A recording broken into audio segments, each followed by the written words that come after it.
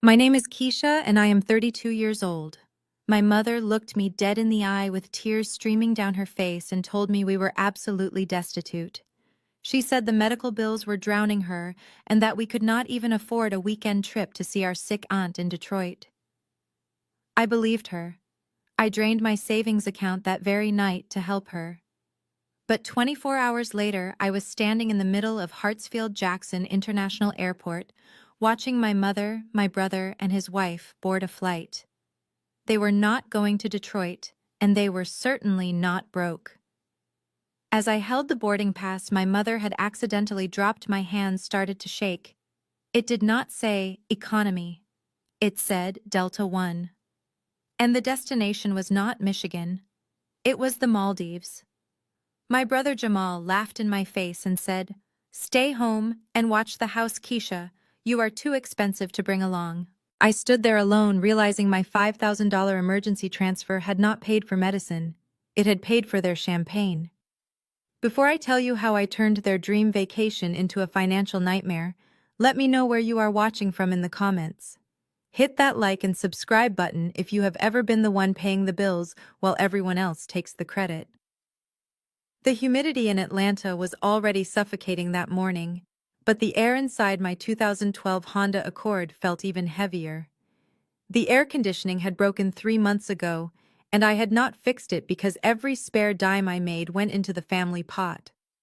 I gripped the steering wheel, my knuckles turning white, as I navigated the chaotic traffic on I-85 heading south toward the airport. In the rearview mirror, I could see them. My mother Bernice was fanning herself with a magazine, complaining about the heat in my car. My brother Jamal was tapping furiously on his newest iPhone, the one that cost more than my mortgage payment. Next to him sat his wife Emily, looking out the window with that permanent expression of mild disgust she reserved specifically for me. They were dressed for a funeral, or at least that is the vibe they were trying to project.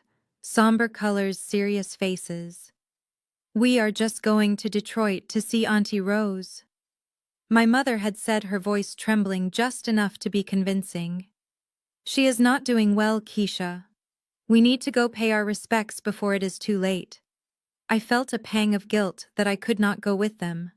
I had offered, but Jamal had shut me down immediately, saying the tickets were too expensive and they could barely afford the three they had scraped together.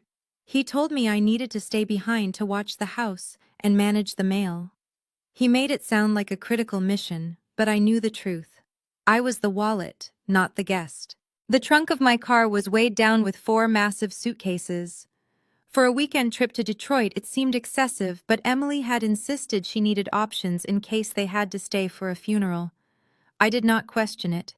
I never questioned them. I was the good daughter, the responsible one, the one who worked 60 hours a week as a forensic accountant, chasing down hidden assets for corporations while living like a pauper to support my family. We pulled up to the Delta terminal, and the chaos of the airport hit us. Horns honking, police whistles blowing, the sheer mass of humanity trying to get somewhere. I put the car in park and popped the trunk. Jamal did not move. He sat there finishing his text message while I got out into the sweltering heat to unload their bags. I dragged the heavy Louis Vuitton suitcases onto the curb. I paused for a second, looking at the luggage. These were brand new. Hard-shell designer bags that cost at least $2,000 apiece. I felt a flicker of confusion. If we were so broke that I had to transfer $5,000 yesterday for urgent medical bills, how could they afford $8,000 in luggage? Maybe they borrowed them, I told myself, pushing the suspicion down. I was a forensic accountant. It was my job to be suspicious, but not of my own blood. Not of the mother who raised me. Jamal finally stepped out of the car, stretching his legs and adjusting his designer sunglasses. He did not say thank you. He just motioned for a skycap. Emily followed, checking her reflection in the car window, making sure her hair was perfect. We walked into the terminal, and the cool air conditioning was a relief. My mother was walking ahead, clutching her purse tight. She looked nervous, which I assumed was worry about Auntie Rose. We approached the check-in kiosks. "I will handle the tags," my mother said quickly, trying to block my view of the screen. You just wait here, Keisha. You do not need to pay for parking. Go on home. I am not leaving until you are checked in. Mom, I said, stepping forward. It is the least I can do. She fumbled with her purse, her hands shaking slightly. As she pulled out her ID, a piece of paper fluttered to the floor. It must have been printed at home, a backup boarding pass. It landed face up on the polished terrazzo floor, right between my worn-out sneakers and Emily's Gucci sandals. I bent down to pick it up. My mother lunged for it, but I was faster. I stood up holding the paper. I expected to see a coach seat to Detroit Metro Airport. I expected to see a boarding time for a budget connection. Instead, the bold letters stared back at me, mocking my entire existence. Passenger Bernice Williams, Class Delta 1, Destination Male Maldives via Dubai. The world seemed to stop spinning. The noise of the airport faded into a dull roar. I looked at the price printed in the corner on the receipt portion. $12,400 for one ticket. I looked up. My mother was pale, her hand covering her mouth. But it was Jamal who reacted first. He stepped forward and snatched the paper from my hand, his face twisting into a sneer. "Give me that," he snapped. "What is this?" I asked, my voice barely a whisper. "You said you were going to Detroit. You said Auntie Rose was dying. You said we were broke." Jamal laughed.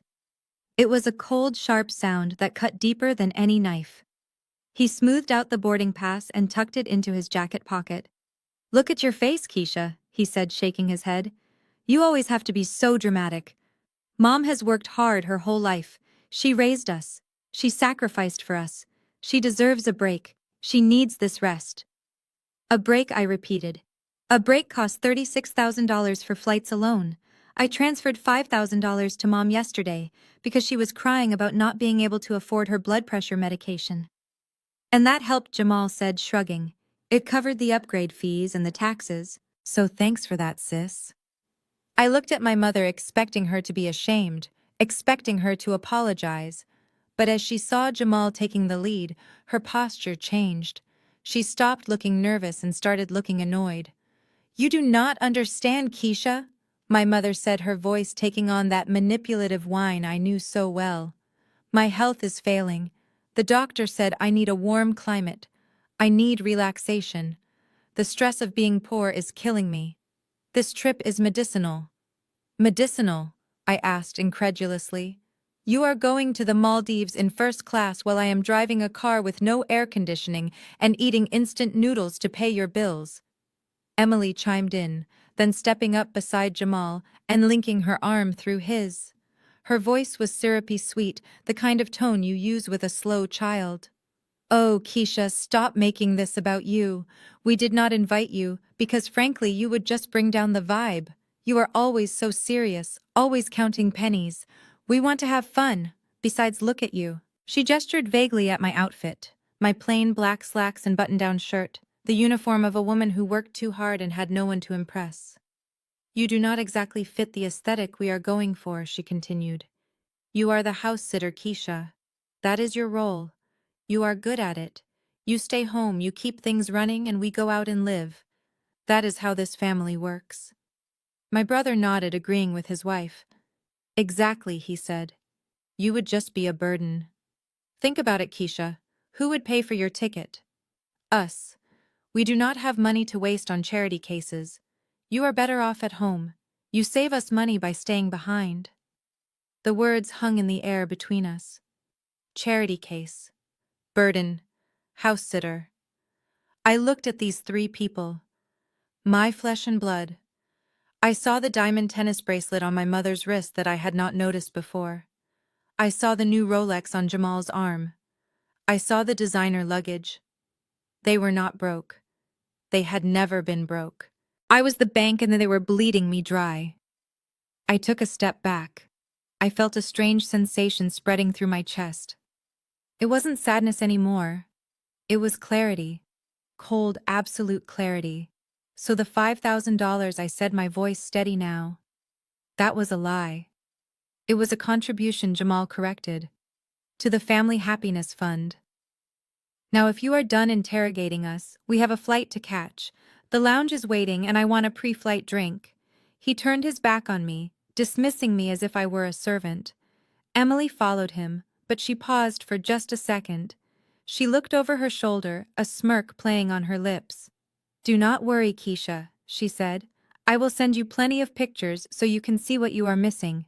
Oh, and please remember to water my orchids. The humidity in the house needs to be just right or they will die. Do not let them die, okay?" She turned and walked away, her heels clicking rhythmically on the floor.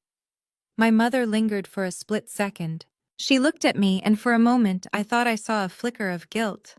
But then she sighed, shaking her head as if I were the one disappointing her. "Go home, Keisha," she said. "Fix the air conditioning in your car. Stop looking so miserable. It is unattractive. We will be back in 2 weeks. Have dinner ready when we get home." She turned and followed her golden son and his wife toward the priority security lane. I watched them go. I watched them hand their passports to the agent. I watched them laugh as they walked through the metal detectors without a backward glance. I stood there in the middle of the busy terminal alone. People rushed past me, dragging their bags, running to their gates, going places. I was going nowhere. I walked back out into the heat. The sun was beating down on the asphalt, baking the air. I got into my car, and the heat inside was suffocating.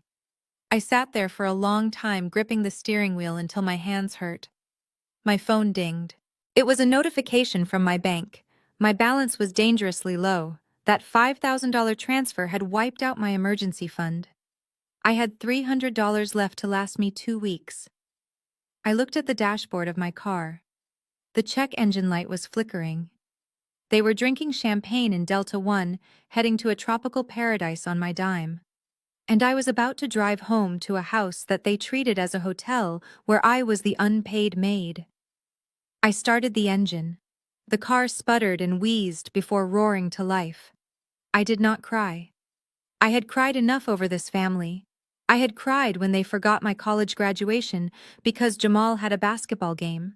I had cried when they borrowed my credit card and ruined my credit score 3 years ago. I had cried yesterday when my mother told me she might die without that money. No more tears. I was a forensic accountant. I found hidden things for a living. I traced money trails that people tried very hard to bury. I exposed fraud. I took down executives who thought they were untouchable. I had never turned that lens on my own family.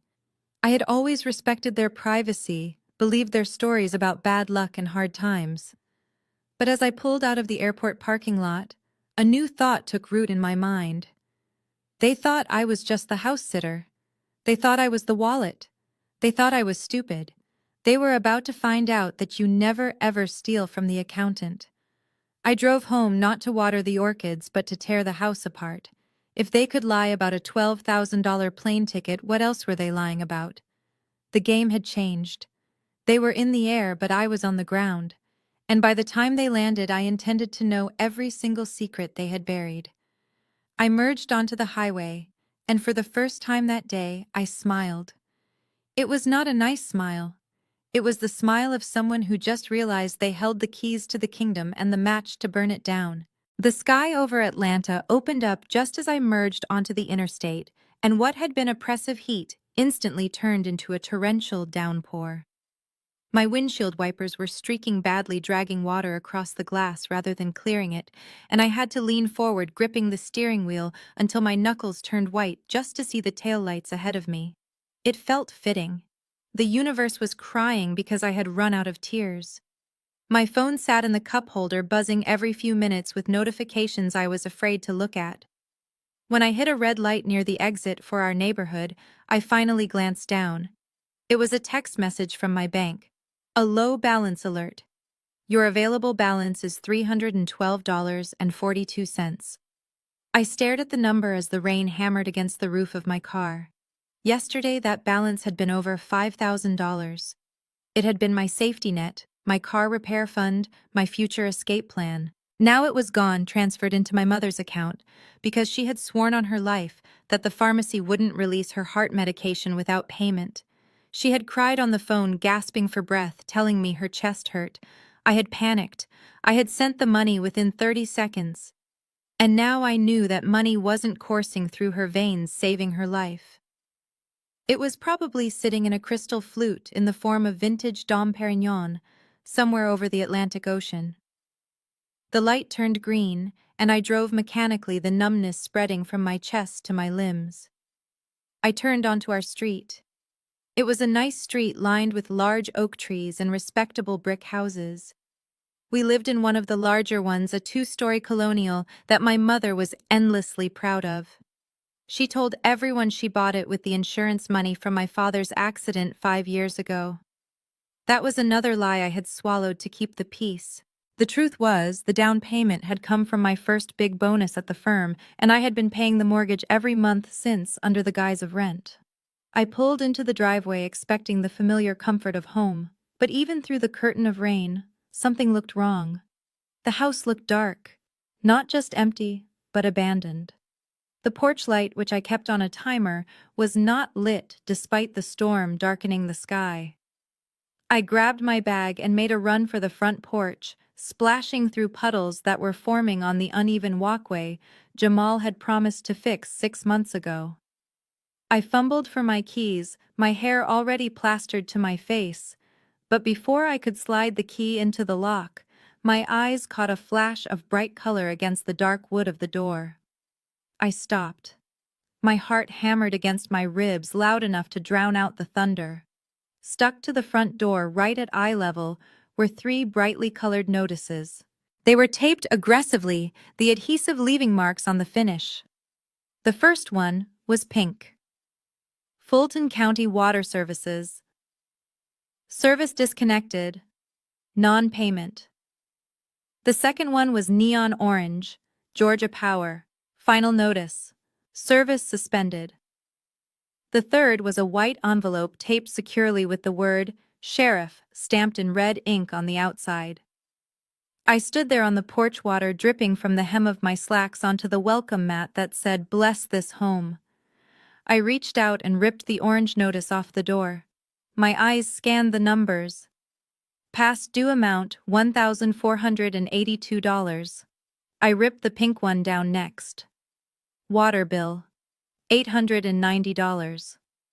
I did not open the white envelope. I knew what it was. You do not work in forensic accounting without recognizing a pre-foreclosure notice or a lien warning when you see one. I unlocked the door and stepped inside. The air in the house was stagnant and hot. Without the air conditioning running, the humidity had seeped into the walls, making the whole place smell musty and old.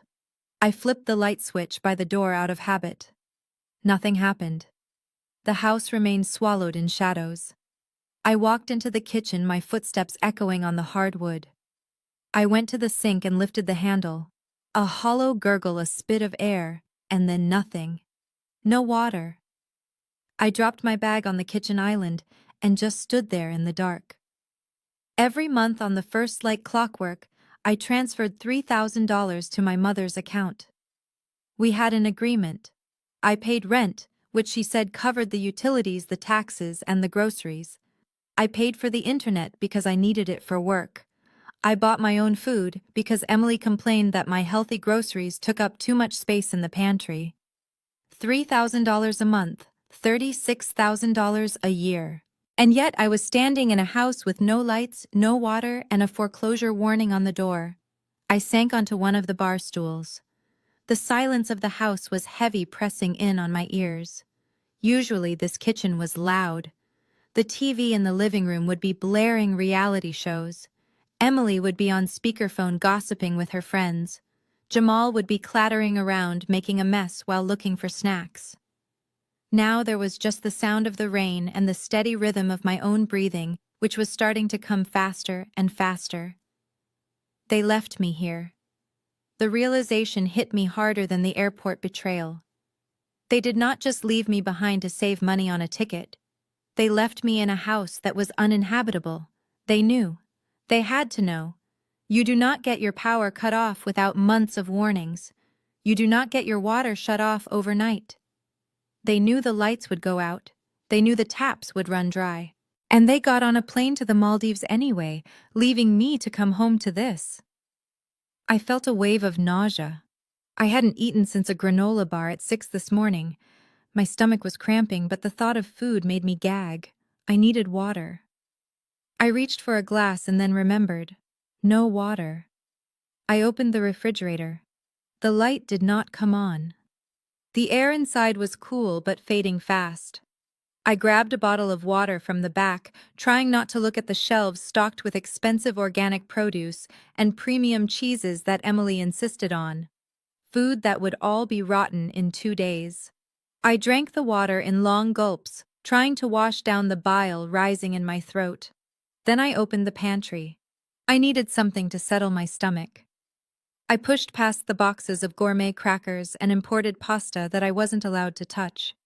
In the back corner on the bottom shelf was my stash. A 6-pack of instant ramen noodles, chicken flavor, 50 cents a pack. I grabbed one. I couldn't boil water. I couldn't microwave it. I sat there in the dim light of the kitchen peeling the foil lid off the cup. I poured a little of my bottled water over the dry block of noodles. It wouldn't be hot. It wouldn't be good. But it was food. I waited for the noodles to soften slightly, watching the shadows lengthen across the floor as the sun began to set behind the storm clouds. I pulled my phone out of my pocket. I had 5% battery left and no way to charge it until I went out to my car. I should save the battery. I should turn it off. But my thumb moved of its own accord, opening Instagram. There it was, the first post on my feed. Emily. The photo was high definition, filtered to perfection. It showed 2 hands clinking crystal flutes of champagne against the backdrop of an airplane window. Outside, the sky was a brilliant, unnatural blue above a sea of fluffy clouds. You could see the edge of the lie-flat seat and the personal entertainment screen showing a map of the flight path over the Atlantic. The caption read, "Finally escaping the toxicity. Champagne in the clouds. Blessed. Self-made. Toxicity." I stared at the word until it blurred. I was the toxicity. Me. The woman sitting in the dark, eating cold raw noodles in a house they had run into the ground. I was the toxicity because I asked them to turn off lights when they left a room. I was the toxicity because I asked Jamal to maybe look for a job instead of playing video games all day. I was the toxicity because I existed as a constant reminder that their lifestyle was funded by my labor. I put the phone down on the counter face down. I took a bite of the crunchy, lukewarm noodles. They tasted like salt and cardboard. I chewed slowly, forcing myself to swallow. $3,000 a month, plus the random 50s and hundreds Mom needed for groceries, plus the credit card bill I paid off last Christmas because they wanted to have a good holiday, plus the $5,000 yesterday. Where did it go? My accountant brain finally woke up, pushing past the grief and the shock. It was a familiar sensation, a cold sharpening of my focus. The emotional noise faded into the background, replaced by a grid of numbers and questions. The mortgage was $2,000 a month. Utilities should be maybe $400. Taxes and insurance were escrowed. If I was giving them $3,000 just for household expenses, and they were not paying the electric bill, and they were not paying the water bill, and judging by the sheriff's notice, they were not paying the property taxes either, then where was the money going? It wasn't just mismanagement. You can mismanage a few $100s. You can forget a bill once or twice. This was thousands of dollars a month, disappearing for years. I looked around the shadowed kitchen. I looked at the high-end blender on the counter, the espresso machine that cost more than my first car, the designer throw blankets draped over the chairs in the living room. I stood up. The noodles were forgotten. I walked out of the kitchen and down the hallway to the home office. This was my mother's domain. She kept the door locked, always saying she had important church documents and neighborhood association files in there that couldn't be disturbed. She told me she handled all the household administration, so I wouldn't have to worry my pretty little head about it. I had believed her. I had been so grateful to have one less thing to manage that I never asked to see a receipt. I never asked for a login. I stood in front of the locked door. In my car, I had a toolkit. I kept it there for emergencies because my car was unreliable and I often had to fix minor things on the side of the road. I didn't need a key. I wasn't a guest anymore. I wasn't the house sitter, I was the bank. And the bank was coming for an audit. I walked back through the dark house out the front door and into the rain. I opened my trunk and grabbed the toolkit. The metal was cold and heavy in my hand. When I walked back inside, I didn't wipe my feet. I tracked mud and water across the pristine white rug in the foyer. I marched to the office door. I jammed a flathead screwdriver into the lock mechanism. I didn't finesse it. I didn't try to pick it gently. I drove it in with the heel of my hand and twisted hard. Wood splintered, metal crunched. The lock gave way with a loud snap. I kicked the door open. The room smelled of stale cigarette smoke, which surprised me because my mother swore she had quit 10 years ago. But that wasn't what stopped me. It was the stacks of paper. The desk was buried. The floor was covered. Boxes were overflowing. Unopened envelopes. Late notices. Collection warnings. But in the corner sat a filing cabinet. A beige metal two-drawer cabinet that looked orderly compared to the chaos of the room. I walked over to it. Locked, of course. I used the screwdriver again, popping the lock in seconds. I pulled the top drawer open. It wasn't church documents. It wasn't neighborhood association flyers. It was a meticulous archive of spending. My mother might have been terrible at paying bills, but she was excellent at hoarding receipts. I pulled out a file labeled Current Year. I started flipping through it by the light of my phone flashlight. Receipts for Saks Fifth Avenue, Nordstrom, Sephora. A receipt for a Louis Vuitton Speedy bag purchased 3 months ago, $3,200. A receipt for a set of veneers from a cosmetic dentist, $6,000. A receipt for a rental car, a luxury SUV rented for a weekend trip Jamal took with his boys, $800. I flipped faster. My heart was pounding not with fear, but with a rising cold fury. There were no utility bill receipts, no mortgage payment confirmations. I pulled out a bank statement from the back of the file. It was for an account I didn't recognize. An account in my mother's name at a bank across town. I scanned the deposits. First of the month, $3,000. Transfer from Keisha. 15th of the month, $500. Transfer from Keisha. 22nd of the month, $200. Transfer from Keisha. And then the withdrawals. Withdrawal ATM Casino, $500. Withdrawal POS Gucci, $1,200. Withdrawal POS Delta Airlines, $400. She wasn't just skimming off the top. She was taking everything I gave her and blowing it on luxury goods and gambling while the roof over our heads was being foreclosed on. I dropped the file on the floor. I felt dizzy. The $5,000 for medicine. I frantically looked for the most recent statement or a transaction receipt. I found it on top of a pile on the desk. A printed confirmation from a travel agent. Upgrade fees, 4 passengers. Economy to Delta One. Total cost $4,800. Paid via transfer. I closed my eyes. The darkness of the room swirled around me. They didn't just steal my money. They stole my safety. They stole my stability. They stole my trust. I thought we were a team. I thought we were struggling together, surviving together. But I was the only one struggling. They were feasting on my carcass. I looked at the file cabinet again. There was a bottom drawer. I crouched down and pulled it open.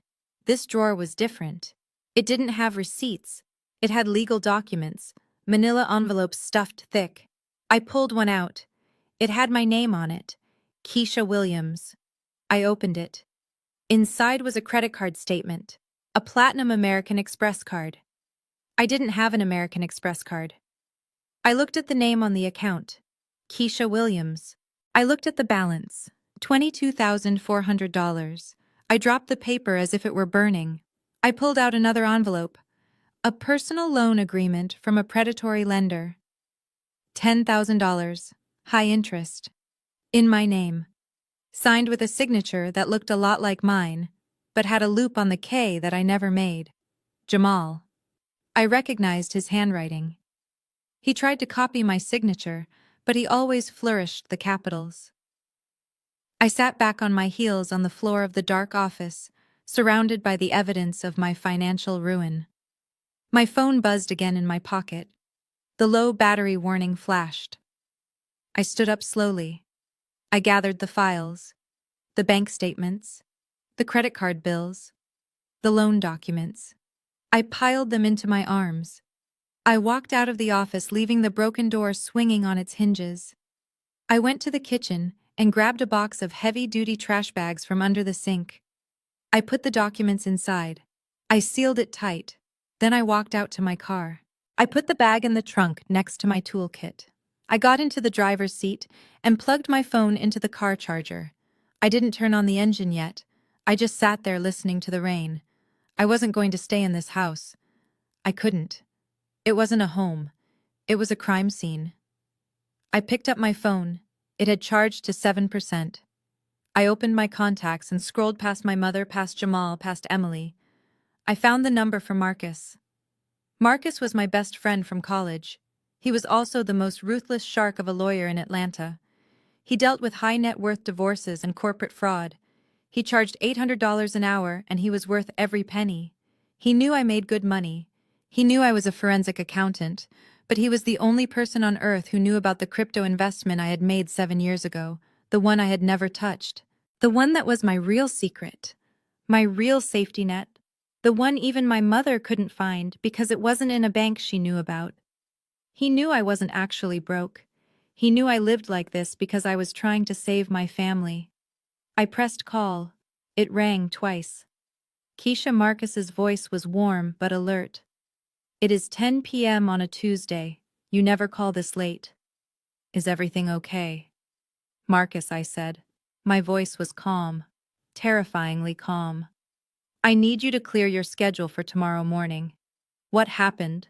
he asked, his tone shifting instantly to professional mode. "I am going to send you some photos," I said.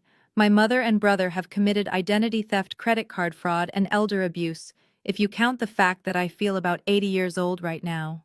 I paused, looking at the dark house one last time. "And Marcus? I need to file for an eviction." "Eviction?" Marcus asked, confused. "For who?" "For everyone," I said. "I am taking back my life.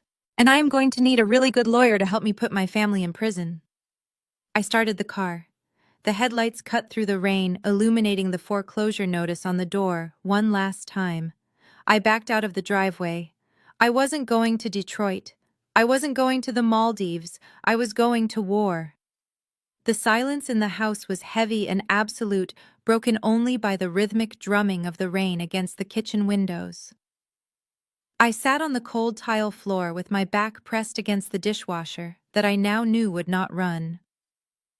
The darkness was not just an absence of light. It felt like a physical weight pressing down on my shoulders, a suffocating blanket woven from betrayal and neglect. In my hand, I held the block of instant ramen. I had not bothered to find a bowl.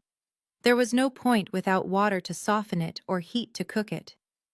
I brought the dry square of noodles to my lips and took a bite.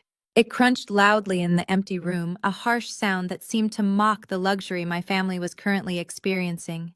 The taste was like dust and sodium dry, and unyielding against my tongue.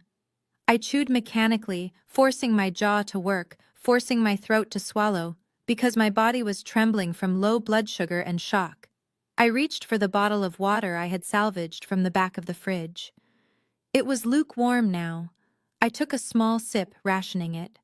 I did not know when the water company would come to turn the service back on, even if I paid the bill immediately. It could be days. I sat there chewing the raw noodles, and I looked around the shadows of the kitchen. This was the kitchen where I had cooked Thanksgiving dinner last year because my mother claimed her arthritis was acting up. This was the kitchen where I had helped Jamal write his business plan for a sneaker cleaning service that never launched. This was the kitchen where I had listened to Emily complain about how hard it was to find good help while I did her dishes. I had paid for this granite countertop. I had paid for the stainless steel refrigerator that was now dark. I had paid for the tiles freezing my legs. My phone screen lit up in the darkness, a beacon of artificial light. I had been trying to conserve the battery, but a notification pushed through. It was Instagram. Against my better judgment, against the screaming instinct in my gut that told me to just put the phone down and close my eyes, I picked it up. My thumb hovered over the screen. I saw Emily's handle. She had posted a story 5 minutes ago. I tapped the circle. The image filled my screen, bright and high definition, a stark contrast to my gloomy reality. It was a photo taken from inside the plane. The lighting was warm and golden.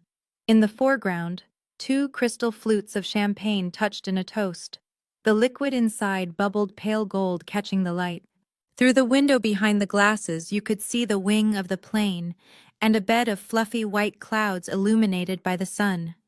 They were chasing the sunset while I was sitting in the dark. But it was the caption that made the air leave my lungs. It was written in a swirly, elegant font overlaying the clouds. Champagne on the plane, finally escaping the toxicity. Blessed. I read it once, then I read it again. Toxicity. The word echoed in my mind, bouncing off the walls of the silent house. I was the toxicity. Me. The woman sitting on the floor eating raw noodles because she had given them her last dime. I was the toxic one. I felt a laugh bubble up in my throat, but it came out as a dry heave.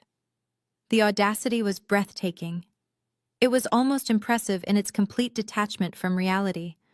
To them, I was toxic because I was the reality check. I was toxic because I was the one who asked questions. I was the barrier between them and their delusions of grandeur. Every time I asked my mother if she had paid the light bill, I was being negative. Every time I asked Jamal when he was going to contribute to the household, I was being unsupportive. Every time I existed in their space, without giving them exactly what they wanted, I was a pollutant in their atmosphere. They did not hate me because I was cruel. They hated me because I was the mirror. When they looked at me, they saw their own failures reflecting back. They saw the bills they could not pay, the responsibilities they could not meet, and the lies they told themselves to sleep at night. And so they had to cut me out. They had to leave me behind, not just to save money on a plane ticket, but to cleanse their palate.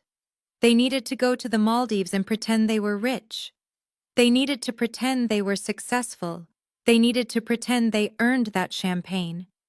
And they could not do that with me sitting next to them in economy, reminding them that the credit card was in my name. I stared at the photo of the champagne. I looked at the condensation on the glass. I imagined the cool, crisp taste of it. The hurt that had been crippling me since the airport began to recede. The sadness that had made me weep in the terminal evaporated like mist in the morning sun. In its place, something else began to form. It was cold. It was hard. It was sharp. It was the professional detachment I used when I audited a company that was embezzling millions. It was the clinical focus I applied when I traced hidden assets through shell companies in the Cayman Islands. I was no longer Keisha the daughter. I was no longer Keisha the sister. I was no longer the doormat or the ATM or the backup plan. I was the auditor. And they were the liability. I looked at the hashtag again. Blessed. They thought they were blessed because they had scammed their way into first class. They thought they had won because they had escaped the toxicity. They had no idea. They had not escaped the toxicity. They had just left the only person who was filtering it out for them. They had removed the only thing standing between them and the consequences of their own actions. I took another bite of the dry ramen. It didn't taste like despair anymore. It tasted like fuel. I finished the block of noodles. I drank the rest of the warm water. I wiped the crumbs from my lap. I looked at my phone one last time. I took a screenshot of Emily's story. Evidence. Then I stood up. My legs were stiff but steady. I walked through the dark house. I did not turn on my flashlight. I knew the layout of this house better than anyone. I knew where the floorboards creaked. I knew where the rug edges curled. I walked to the living room window and looked out at the rain. The streetlights reflected on the wet pavement. They wanted a life without me. They wanted to be free of my influence, my questions, my presence. I would give them exactly what they wanted. I would remove myself completely from the equation. I would take my name off the bills. I would take my money out of the accounts. I would take my credit score back. I would let them have their toxicity-free existence. And when the bills came due, when the lights went out for them, when the sheriff came back with an eviction notice that wasn't addressed to me, I would be watching. I turned away from the window. The darkness of the house didn't feel oppressive anymore. It felt like a blank slate. It felt like cover. I had work to do. I went back to the kitchen and grabbed the heavy-duty flashlight from the emergency drawer. I tested the beam. It cut through the gloom strong and bright. I was going to find everything. I was going to turn over every stone in this house. I was going to find every secret they had hidden, every lie they had told, every dime they had stolen. They were in the air sipping champagne thinking they were untouchable. But I was on the ground. And I was just getting started. The morning sun did not bring warmth, it only brought a harsh gray light that exposed the dust motes dancing in the stagnant air of the silent house. I had not slept. I had spent the remaining hours of the night sitting in the living room watching the shadows retreat and making a mental inventory of the betrayal. My eyes felt gritty and dry, but my mind was operating with a cold, terrifying precision. I stood up and stretched my stiff limbs. I was done crying, and I was done feeling sorry for myself. It was time to finish what I had started. Last night I had breached the perimeter of the home office, but I knew there was more. My mother was a woman of secrets, and she never kept all her eggs in one basket.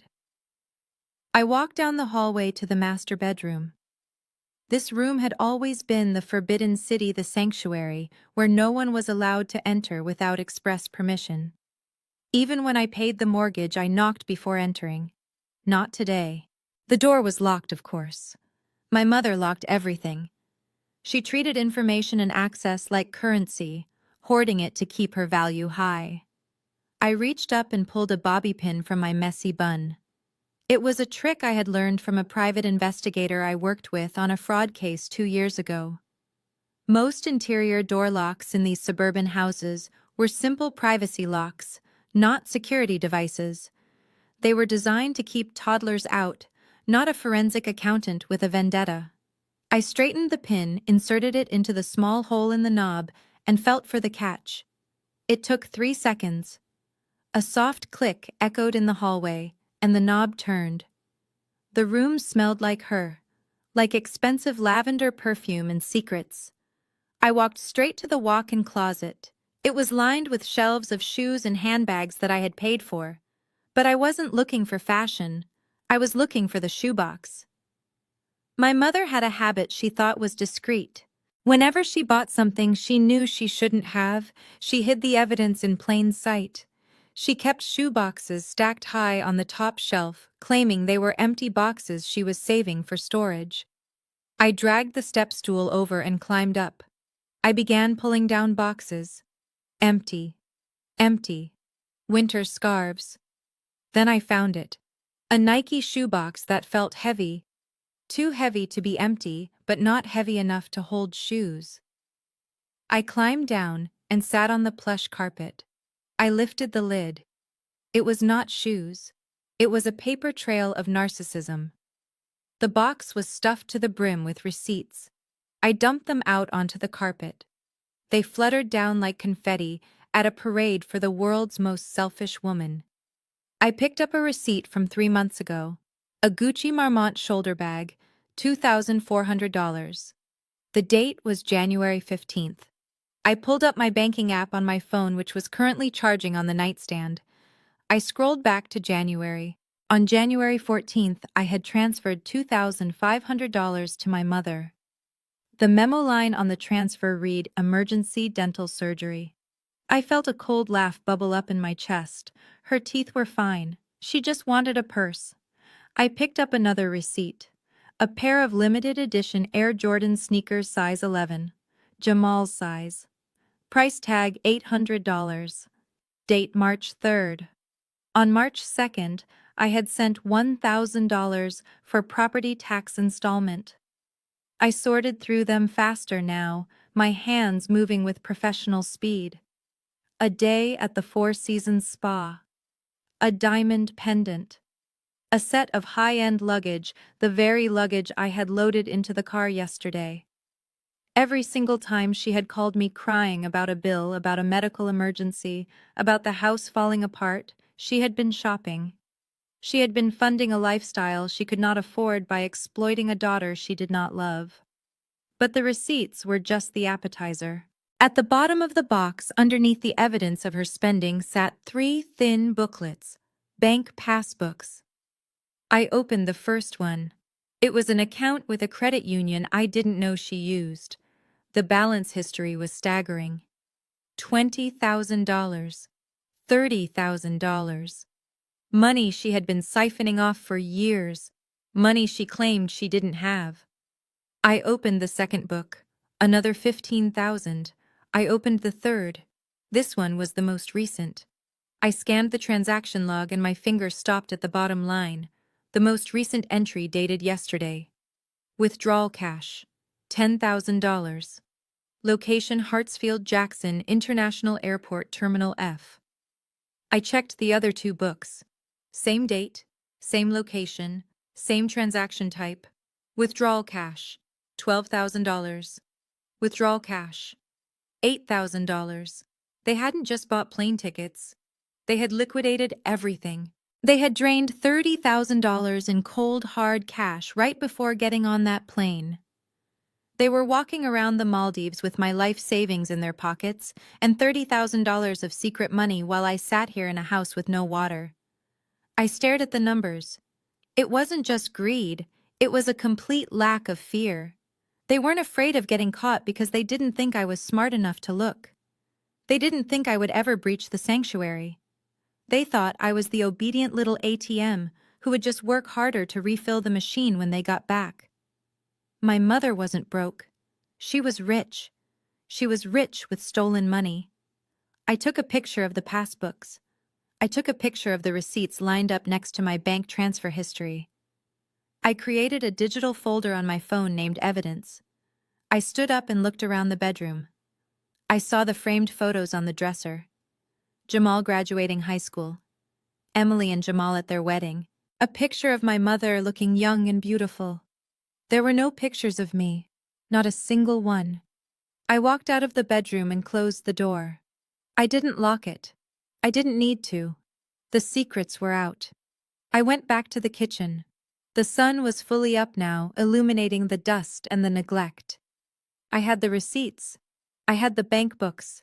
I had the proof of where the utility money went. But I needed one more thing.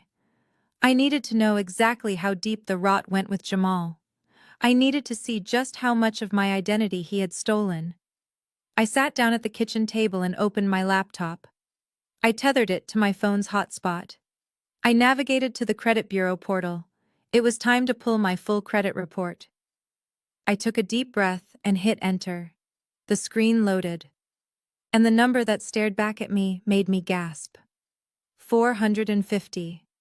My credit score was 450. I scrolled down to the open accounts section. My eyes widened. It wasn't just one card. There were 5 credit cards opened in my name in the last 18 months. Capital One, Chase Sapphire, Amex Platinum, Discover. City, total outstanding balance $75,000. The addresses on the accounts were all listed as a P.O. box in downtown Atlanta, a box I didn't own, a box Jamal must have rented to intercept the mail. I clicked on the transaction history for the Amex. The charges were a roadmap of Jamal's ego. VIP table at Magic City Strip Club $5,000. Rental of a Lamborghini for a weekend $2,000. Wedding venue deposit for him and Emily $10,000. I paid for their wedding. I sat there staring at the screen. I hadn't just been invited to the wedding as a guest. I had been the financier. The champagne I toasted them with, the food I ate, the dress Emily wore. I paid for it all. And I was paying interest on it right now. I felt a tear slide down my cheek, but I wiped it away angrily. $75,000 in debt.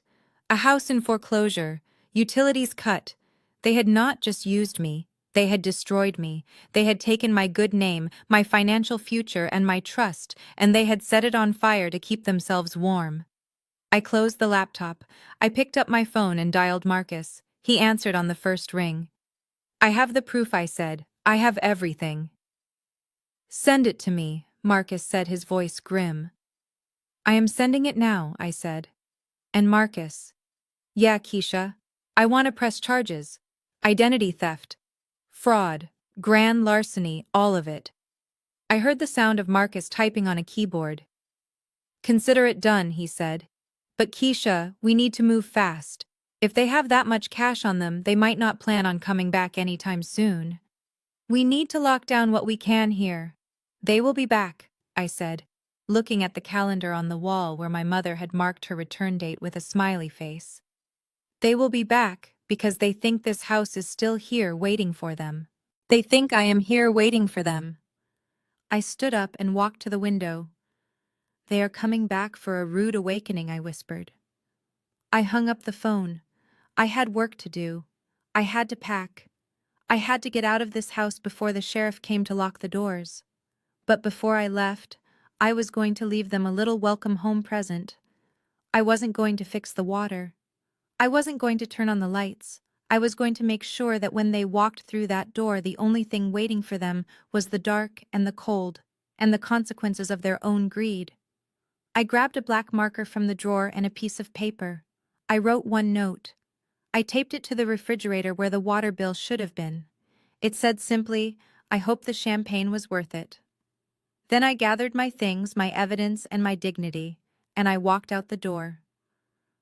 The morning sun filtered through the blinds of my office, casting long, sharp shadows across my desk. I had driven straight here from the house, bypassing sleep, bypassing the breakdown I knew was waiting for me, and diving headfirst into the only thing I could control: the data. My office was my sanctuary, a place of logic and order, a stark contrast to the crime scene my life had become. I sat in my ergonomic chair, the hum of the hard drive the only sound in the empty building. I logged into the credit bureau's back-end system, not the consumer version, but the professional interface I used to investigate embezzlement suspects. I typed in my own social security number. My fingers hovered over the enter key for a fraction of a second, a final moment of denial, before the truth became immutable facts on a screen. I hit enter.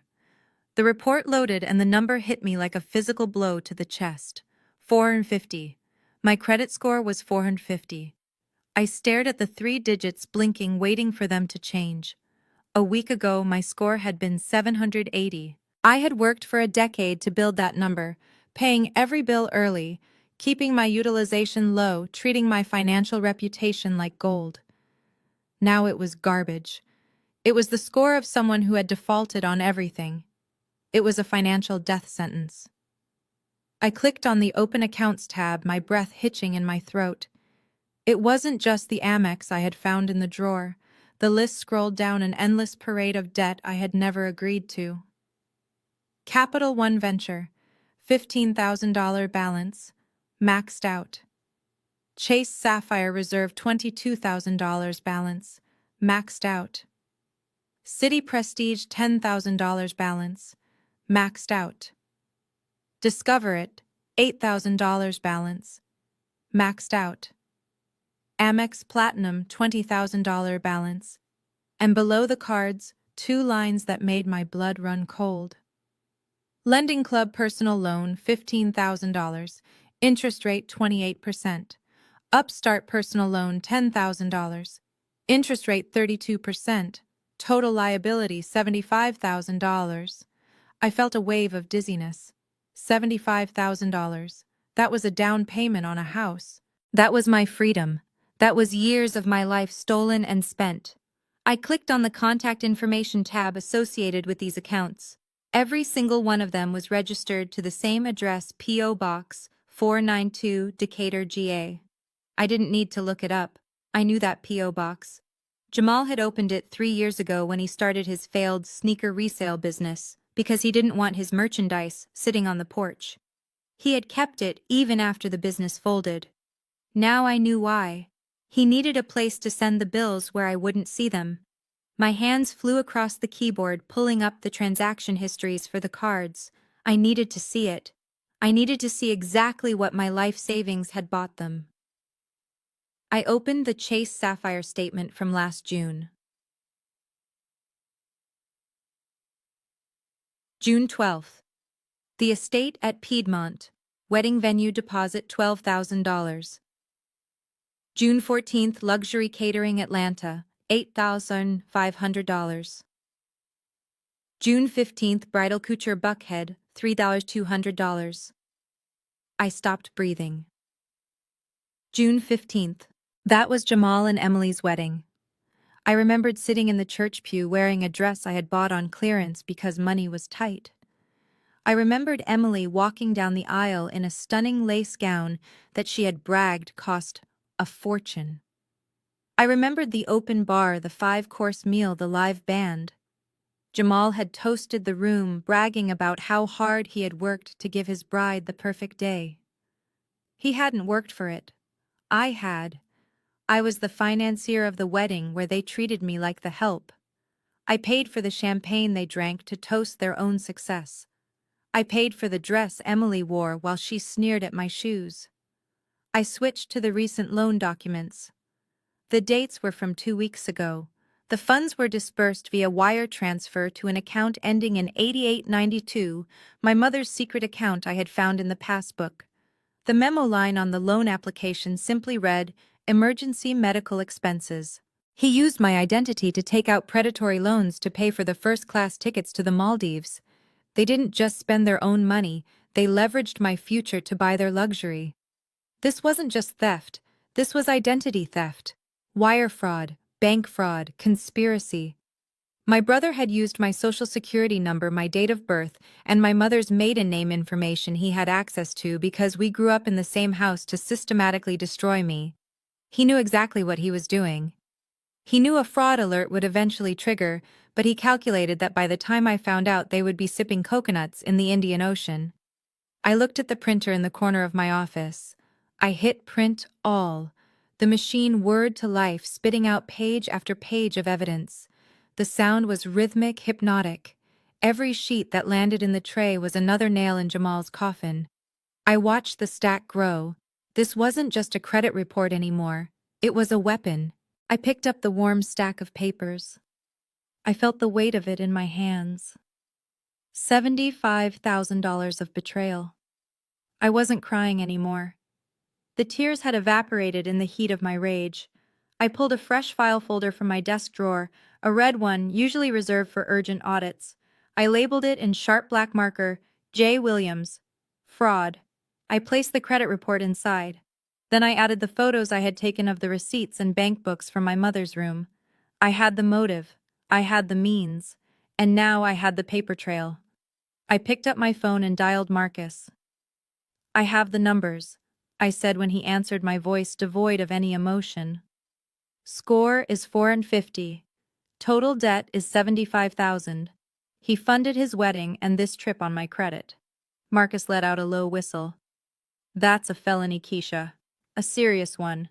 Mandatory prison time." "Good," I said. "Draft the police report. I'm coming to sign it." I hung up the phone and looked at the picture of my family on my desk, a photo from 10 years ago before everything went wrong. I picked it up and dropped it into the trash can.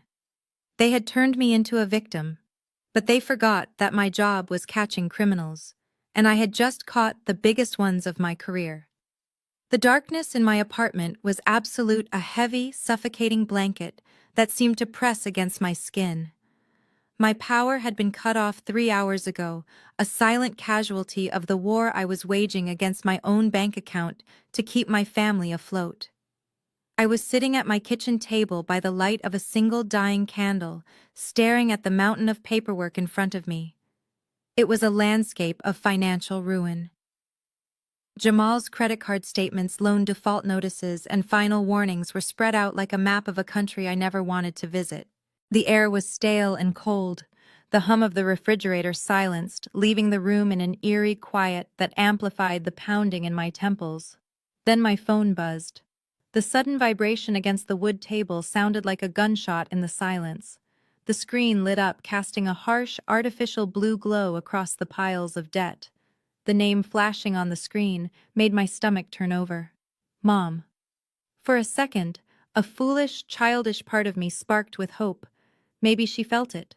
Maybe she knew I was sitting here in the dark. Maybe she was calling to check on me, to say she had a bad feeling and wanted to make sure I was okay. I took a deep breath, swiped the screen, and answered the FaceTime call. The contrast was physically painful. I was instantly blinded by the brightness of a tropical sun. My mother's face filled the screen, framed by a wide-brimmed sun hat and oversized sunglasses that reflected the turquoise ocean behind her. The background was a postcard of paradise, white sand, swaying palm trees, and a sky so blue it looked painted. The sound of gentle waves and distant steel drum music poured out of my phone's speaker, mocking the cold silence of my apartment. Bernice didn't even look at me.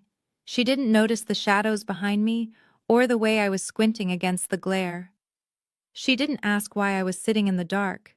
She didn't ask how I was. She didn't even say hello. Keisha, why haven't you transferred the rest of the money yet? Her voice wasn't a greeting. It was an accusation, sharp and piercing even through the digital connection. I need that $2,000 immediately. We are at the spa reception right now and the service here is ridiculous. They are saying Jamal's card was declined. Can you believe the incompetence? Fix it now. I am not going to stand here and lose face in front of these people. I stared at her, my mouth slightly open, the words failing to form. The audacity was so immense it felt like a physical weight. She was calling me from a vacation I had partially funded, demanding more money for a luxury spa treatment, while I was sitting in a home without electricity because I had prioritized their bills over my own utilities. The disconnect between her reality and mine was not just a gap, it was a canyon. I don't have it, Mom, I said, my voice sounding flat and exhausted, stripped of any emotion. Because if I let myself feel anything, I would start screaming and never stop. I don't have $2,000. I don't have $10. I am sitting here in the dark because the electric company just cut my power. I am currently looking at a stack of Jamal's debt collector's letters that you told me didn't exist. My mother stopped adjusting her hat and finally looked at the camera, or rather looked at her own reflection in the corner of the screen. She frowned, not with concern, but with annoyance, as if my poverty was a fly buzzing around her head, ruining her view. Don't start with that drama, Keisha, she snapped, waving a hand dismissively. You always have to make everything about you. We are on vacation. This is supposed to be a relaxing time for the family, and you are ruining the vibe. Jamal is stressed. The poor boy tried to pay, but the bank is making a mistake with his card. He needs this massage. He needs to relax. He needs to pay his bills. I countered, my grip on the phone tightening until my knuckles turned white. His card wasn't declined by mistake, Mom. It was declined because it is maxed out. I can't transfer money I don't have. I am done. Bernice pulled her sunglasses down her nose, her eyes narrowing. The shift in her tone was immediate and practiced a transition from annoyance to manipulation that I had witnessed 1,000 times before. Her voice dropped an octave, becoming smooth, dangerous, and laced with that particular brand of guilt she had perfected over decades. So, you are going to be petty. You are going to count pennies with your own flesh and blood. She let out a sigh, shaking her head, as if I were a disappointing toddler. Keisha, listen to me. Jamal is a man. Do you understand what that means? He has pride. He has an image to maintain. It is humiliating for his card to be declined in front of the staff, in front of guests. He needs his dignity. She leaned closer to the screen. the tropical paradise blurring behind her. You are his sister. You are the woman of the family. It is your job to support him to make sure he looks good. That is what we do. We sacrifice. A little hardship for you is nothing compared to the humiliation of a man losing face. Would it really kill you to figure it out? Call the bank, take a loan, do whatever you have to do, but do not let your brother stand here embarrassed. The words hung in the air between us, traversing thousands of miles of ocean to strike me right in the chest. He is a man. He needs face. You sacrifice. It was the mantra of my entire existence, the unspoken rule that had governed every interaction, every financial decision, every moment of my life. I was the fuel, and Jamal was the fire. I was expected to burn myself to ash just to keep him warm. I looked at the debt papers on the table, illuminated by the flickering candle and the glow of my mother's face. I looked at the darkness of my apartment. And then I looked at her sipping a cocktail with a little umbrella in it, asking me to bleed a little more so her son wouldn't have to feel the consequences of his own actions. Something inside me didn't just break, it evaporated. The guilt, the obligation, the desperate need for her approval, it all just vanished, leaving behind a cold, hard clarity. No, I said. My mother blinked, stunned. Excuse me, I said no. I repeated, my voice steady and cold. I am not sending the money, I am not fixing his card, and I am not sacrificing another second of my life for his dignity. Let him be embarrassed. Maybe it will teach him something. Keisha, don't you dare! She started, her voice rising in anger, her face contorted with the threat of the explosion to come. I didn't wait for the rest.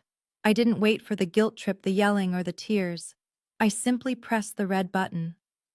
The screen went black. The paradise vanished. The light died, plunging me back into the absolute darkness of my apartment. I sat there in the silence, my heart pounding a frantic rhythm against my ribs, waiting for the crushing weight of guilt to descend. But as the seconds ticked by, realized with a start that I didn't feel guilty. For the first time in my life, sitting in the cold and the dark, I felt the first tiny spark of freedom. 2 weeks of silence shattered in an instant, the peace of my apartment fracturing like a dropped mirror as the front door swung open. The air, which had settled into a still, cool quiet during my time alone, was immediately displaced by a chaotic whirlwind of noise, heat, and the cloying scent of coconut oil mixed with stale airplane cabin air. They were back. My mother, Jamal, and Emily swept into the entryway, bringing with them an energy that felt less like a family homecoming and more like a hostile invasion force reclaiming occupied territory. They looked like strangers, their skin bronzed deep and golden from 14 days under a tropical sun, their teeth flashing white against the tan, their bodies draped in bright, loose resort wear that looked ridiculous against the gray, peeling paint of our hallway. They moved with the casual, arrogant swagger of people who had spent half a month being waited on hand and foot, and they clearly expected that service to continue the moment they crossed the threshold. I was standing near the kitchen, a rag in my hand, having just finished wiping down the counters in a futile attempt to make the space feel orderly before their arrival. I didn't even get the chance to speak.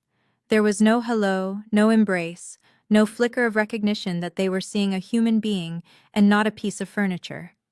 Jamal was the first to acknowledge my existence, not with words, but with a heavy, hard-shell suitcase. He didn't set it down, he shoved it. With a grunt of exertion, he launched the massive bag forward, letting it skid across the floor until it slammed violently into my shins. The impact knocked the wind out of me, the hard plastic digging into bone. But before I could even wince, a second bag, this one, a soft duffel heavy with damp, dirty laundry, hit me square in the chest. Bernice had thrown it without even looking at me, already bypassing me to inspect the living room. "Here, wash these immediately," she commanded, her voice carrying that familiar scratching tone of dissatisfaction. "The smell of mildew is setting in, and I will not have my silk wraps ruined because you are too lazy to run a machine." I stood there, clutching the dirty bag to my chest, the pain in my legs throbbing in time with my heartbeat. They were treating me like the hotel staff they had just left behind, faceless, nameless, and existing solely to manage their filth. I watched as Emily, glowing with a tan that made her look radiant and healthy, walked into the living room. She didn't sit down. She didn't ask how I had survived without electricity for days. Instead, she ran a manicured finger along the top of the bookshelf, pulling it away to inspect the tip. She wrinkled her nose, a look of pure, unadulterated disgust, transforming her pretty features into something ugly. "It is so dusty in here," she whined, her voice high and nasal piercing through the room. "My throat is already scratching." "God, Keisha, we have been gone for 2 weeks. What have you even been doing?" "The place looks dingy. It feels heavy. I can literally feel the dust settling in my lungs." I stared at her, the absurdity of the complaint lodging in my throat. I wanted to scream that it was hard to see the dust when you were sitting in the dark because the power had been cut. I wanted to scream that I had been working double shifts at the diner just to get the lights back on before they returned. But the words died before they reached my lips because I knew they wouldn't hear them. They didn't care about the struggle. They only cared about the inconvenience it caused them. I was about to turn away to retreat to the kitchen just to breathe when a sharp, stinging pain exploded in my ankle. I gasped, dropping the laundry bag as I stumbled back, catching myself against the wall. I looked down to see Jamal's expensive designer sneaker retreating. He had kicked me. It wasn't a playful tap or an accidental brush. He had pulled his leg back and kicked me with the casual cruelty one might use on a malfunctioning appliance or a stray dog blocking the path. "Wake up!" He barked, his eyes cold and hard, devoid of anything resembling brotherly affection. "Emily is talking to you. Look at this place. It is a pigsty. You are useless. We leave you with one job, just one simple job to keep the house running, and we come back to this. You are lucky we even let you stay here." I looked at him, really looked at him. This man who I had protected, whose debts I had paid, whose lies I had swallowed for decades. He looked at me with such utter contempt that it made my stomach turn. He felt big. He felt powerful. The vacation funded by my sacrifice had inflated his ego to the point where he felt entitled to physically assault me in my own home because there was dust on a bookshelf. Bernice stood by watching the scene with a bored expression, picking at a hangnail. She didn't scold him. She didn't ask if I was okay. She just waited for the show to proceed to its next act. Jamal adjusted his collar, puffing his chest out as he stepped closer to Emily, wrapping a protective, possessive arm around her shoulders. The dynamic in the room shifted instantly. The aggression faded, replaced by a smug, self-satisfied preening. He looked from Bernice to me, a grin spreading across his face that was supposed to be joyous, but looked more like a predator baring its teeth. "But never mind your incompetence for a second," he announced, his voice booming with self-importance.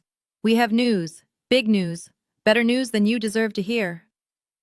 Emily placed a hand on her flat stomach, looking up at Jamal with a performance of adoration that was almost blinding. She beamed, casting a glance at me that was filled with triumphant pity. "We are pregnant," Jamal declared, the words hanging in the stale air. I blinked. Pregnant. The word felt heavy, loaded with implications I couldn't yet parse. Emily looked glowing, yes, but there was no sign of a baby, no bump, nothing. It must have been incredibly early, barely a line on a stick, but they were announcing it with the fanfare of a royal coronation. "That is why the dust is such a problem," Jamal continued, his tone shifting from celebratory back to commanding. "Emily is in a delicate condition. She needs a clean environment. She needs stress-free surroundings. She needs the best." He turned to me, his eyes narrowing, and delivered the blow that he had clearly been rehearsing since they boarded the plane home. "And that is why you are moving out of the master bedroom." The silence that followed was deafening. My room, the room that was the only space in this entire apartment that was truly mine. The room with the large window that let in the morning light, the only source of joy I had left. "You are moving to the basement," Jamal said, his voice leaving no room for argument. "We need your room. It is the biggest. It gets the best sun. We need to start setting up the nursery, and Emily needs good energy. The basement is dark and damp, and that is bad for the baby. Emily needs good feng shui. Feng shui.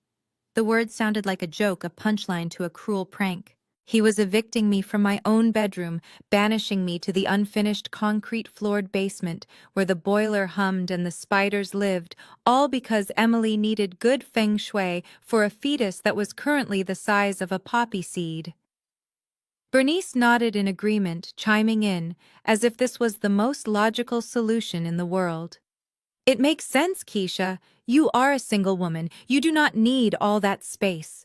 The baby needs room to grow, and really the basement is private. It will be good for you. You can have your little space down there and stay out of the way. Emily needs peace and quiet, not your negative energy clouding up the main floor. I looked at the three of them, a united front of selfishness.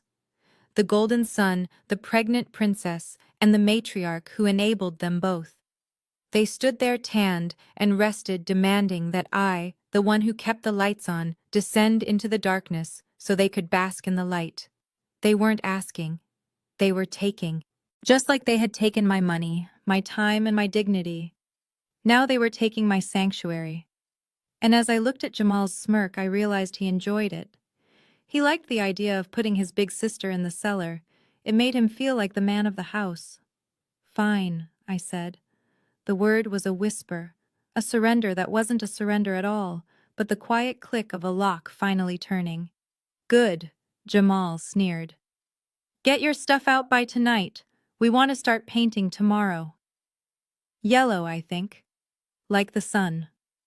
He turned his back on me, dismissing me entirely, and led his wife and mother into the living room, leaving me standing alone in the hallway with the dirty laundry and the bruising on my leg, staring at the closed door to the basement that was now my designated place in their world.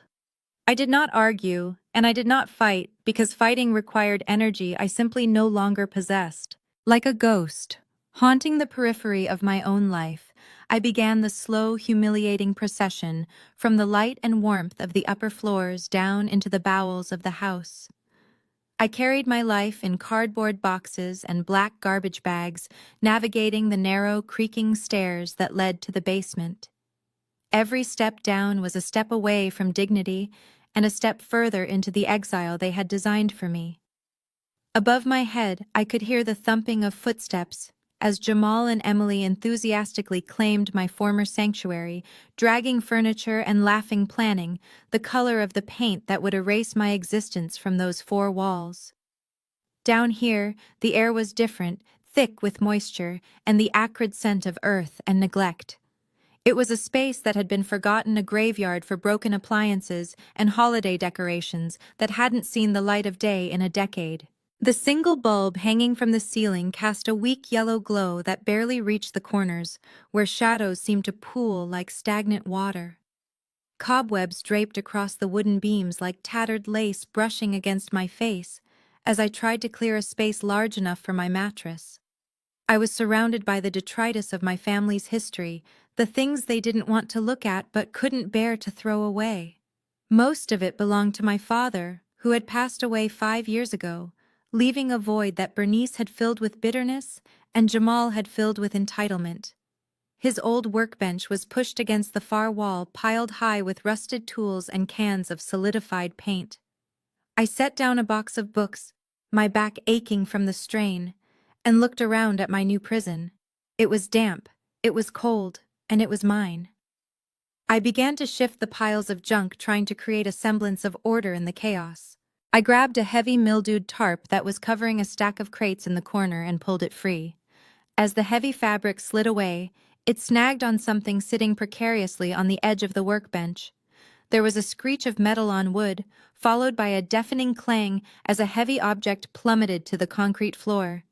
The noise echoed in the silence, causing me to jump, my heart hammering against my ribs. I froze, waiting for a shout from upstairs for Jamal to stomp on the floorboards and demand silence, but the laughter overhead continued uninterrupted. I looked down at what had fallen. It was an old iron box, rusted at the hinges and dented on one side. I recognized it vaguely, a memory from childhood of my father sitting at his desk guarding this box while he sorted through papers.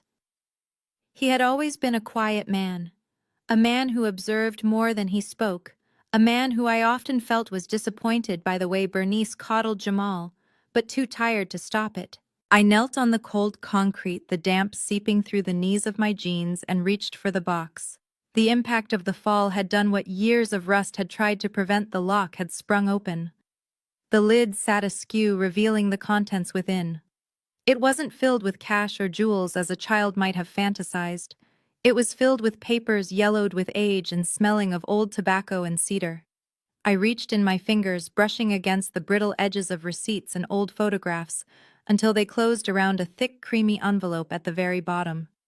It was sealed with red wax, a formality that seemed out of place in this damp basement.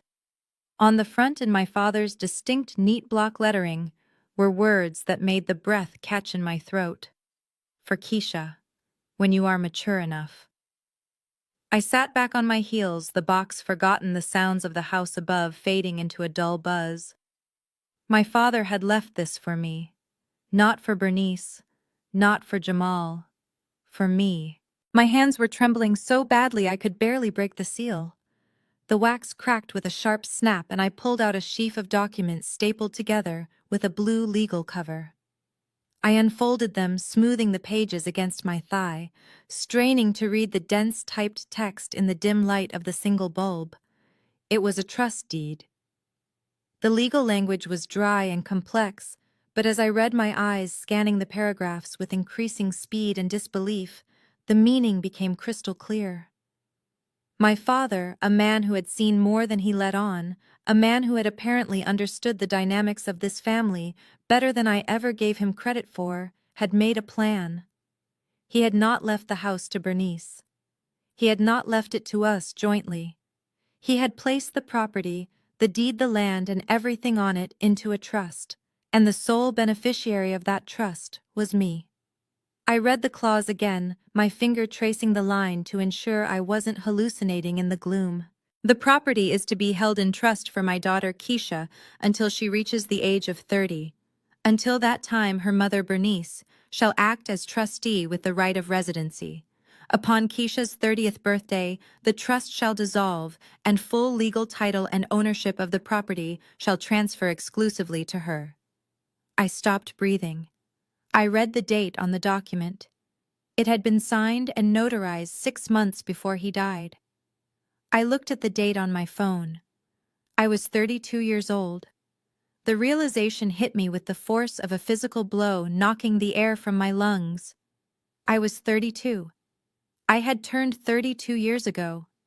For 2 years, this house had legally been mine. For 2 years, Bernice had been living here, not as the owner, but as a guest who had overstayed her welcome. She knew. She had to know. As the trustee, she would have received the notifications. She had received the paperwork. She had hidden this box. She had buried the truth in the basement, hoping I would never find it, hoping I would remain the obedient servant forever. A cold fury began to rise in me, starting in my toes and spreading upward, turning my blood to ice. All the threats, all the times she told me I was lucky to have a roof over my head, all the times Jamal had told me to get out, all the manipulation, the guilt, the demands for rent money to pay a mortgage that should have been under my control. It was all a lie, a massive orchestrated theft of my life and my autonomy. They weren't just ungrateful family members mooching off my kindness. They were trespassers. They were squatters in my home. I looked up at the ceiling, at the wooden beams that supported the floor, where they were currently walking, where they were currently laughing at my misfortune. They thought they had banished me to the dungeon. They thought they had put me in my place. But in their arrogance, they had sent me exactly where I needed to be to find the weapon that would destroy them. I didn't scream. I didn't cry. I carefully folded the document and placed it back in the envelope. I stood up, my knees cracking, the coldness of the basement no longer bothering me because the fire inside me was burning hot enough to consume everything. I wasn't the little sister anymore. I wasn't the daughter who owed them everything. I was the landlord. And eviction day was coming. The fluorescent lights of Marcus's office were a stark clinical white, a sharp contrast to the murky yellow gloom of the basement I had just escaped. I sat on the edge of a leather chair that cost more than my entire wardrobe, my hands clutching the strap of my bag as if it contained the nuclear launch codes. In a way it did. Inside was the rusted iron box and the envelope that had rewritten my entire history. Marcus sat across from me, a sleek mahogany desk separating us. We had gone to high school together, shared lunch tables and homework answers. But the man in front of me now was miles away from the lanky teenager I remembered. He was sharp-tailored and radiated a kind of predatory competence that usually intimidated me, but today it felt like a shield. I watched him read. He had been silent for 10 minutes, his eyes scanning the yellowed pages of the trust deed, his expression unreadable. The only sound in the room was the rhythmic ticking of a clock on the wall and the occasional rustle of paper as he turned a page. I held my breath, a part of me terrified that he would look up and tell me I was wrong, that I had misunderstood the legalese, that I was still just the unwanted sister living in the cellar. Finally, Marcus set the documents down. He took off his reading glasses and rubbed the bridge of his nose, a slow, deliberate movement. Then he looked at me. There was no pity in his eyes, which was a relief. Instead, there was a cold, hard glint of fury that matched the fire burning in my own chest. He didn't speak immediately.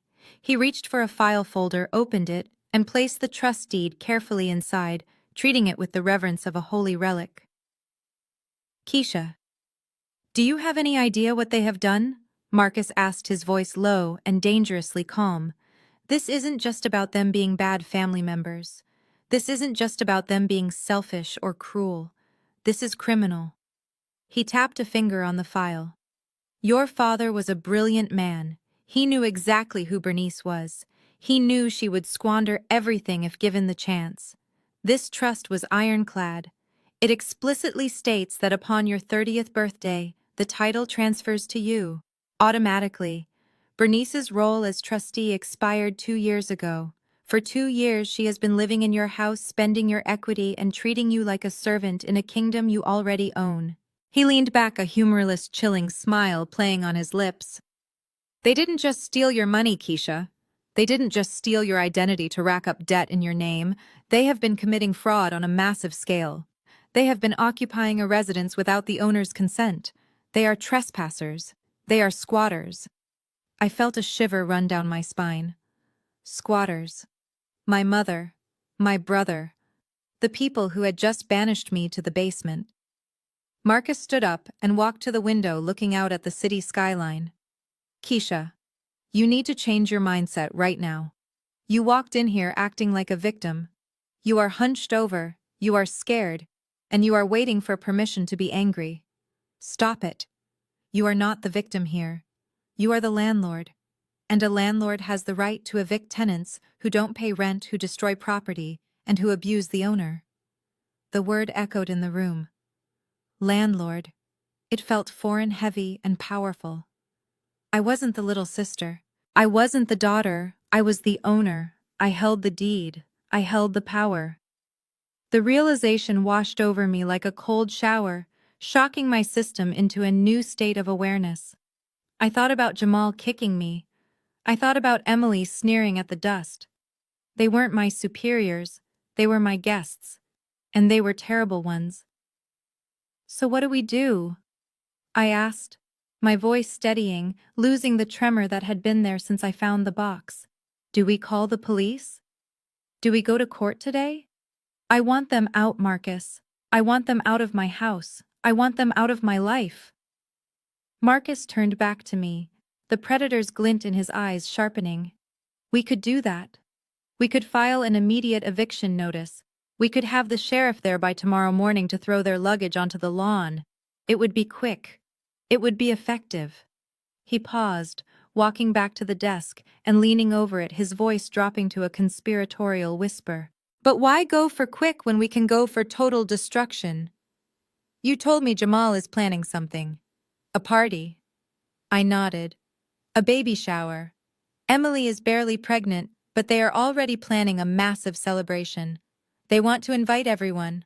The church members, the neighbors, Jamal's business partners, which are just guys he owes money to. They want to show off the house. They want to show off the nursery. My room. They are painting it yellow tomorrow. Marcus laughed a short, sharp bark of sound. A baby shower. In a house they don't own. Using money they stole from you. It is perfect. It is absolutely perfect. He sat down and pulled a legal pad toward him, clicking his pen. Listen to me closely. If we serve them now, they will spin it. They will cry to the family that you are heartless, that you are kicking out a pregnant woman and an elderly mother.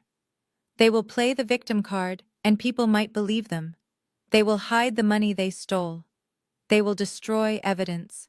But he continued, his pen scratching furiously across the paper. If we wait, if we let them build their stage, if we let them invite the audience, we let them spend every last dime they have on this party, we let them gather everyone whose opinion they care about in one room.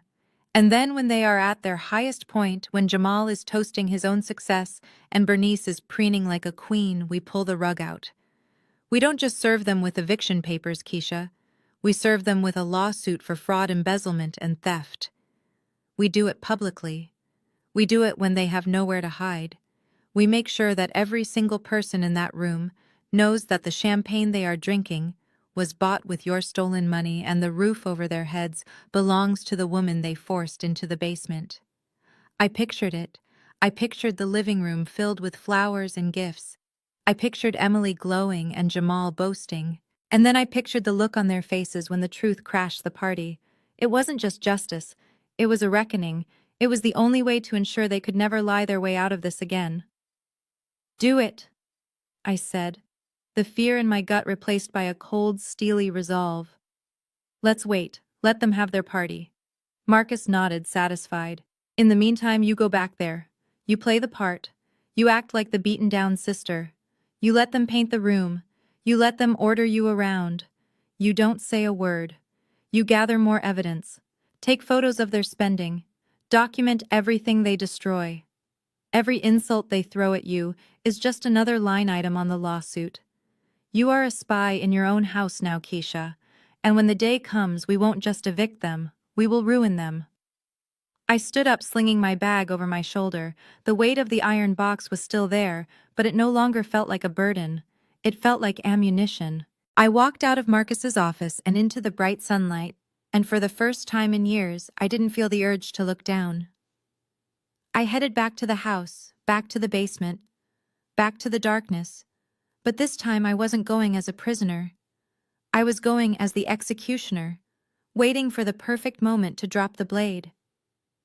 The backyard had been transformed into a stage set for a play about a life my family did not actually live.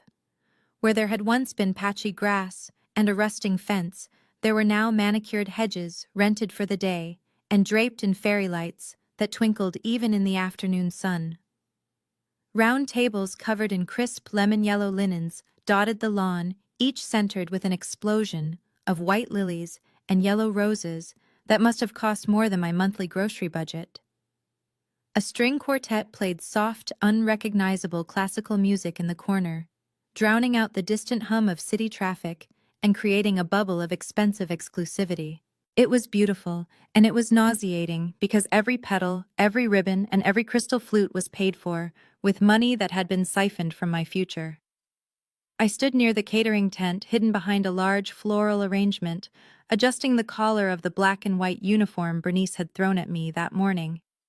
It was a generic polyester server's outfit, likely bought from a costume shop or a discount uniform supply store.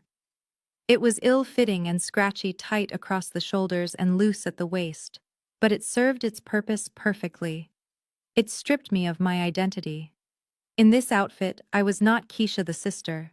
I was not Keisha the daughter. And I certainly was not Keisha the homeowner. I was the help.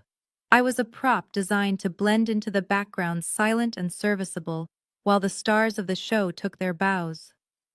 Jamal was circulating through the crowd of guests, with a glass of sparkling cider in his hand, acting the part of the benevolent patriarch. He wore a linen suit that screamed leisure and wealth, his laugh booming a little too loudly as he slapped the backs of men he owed money to.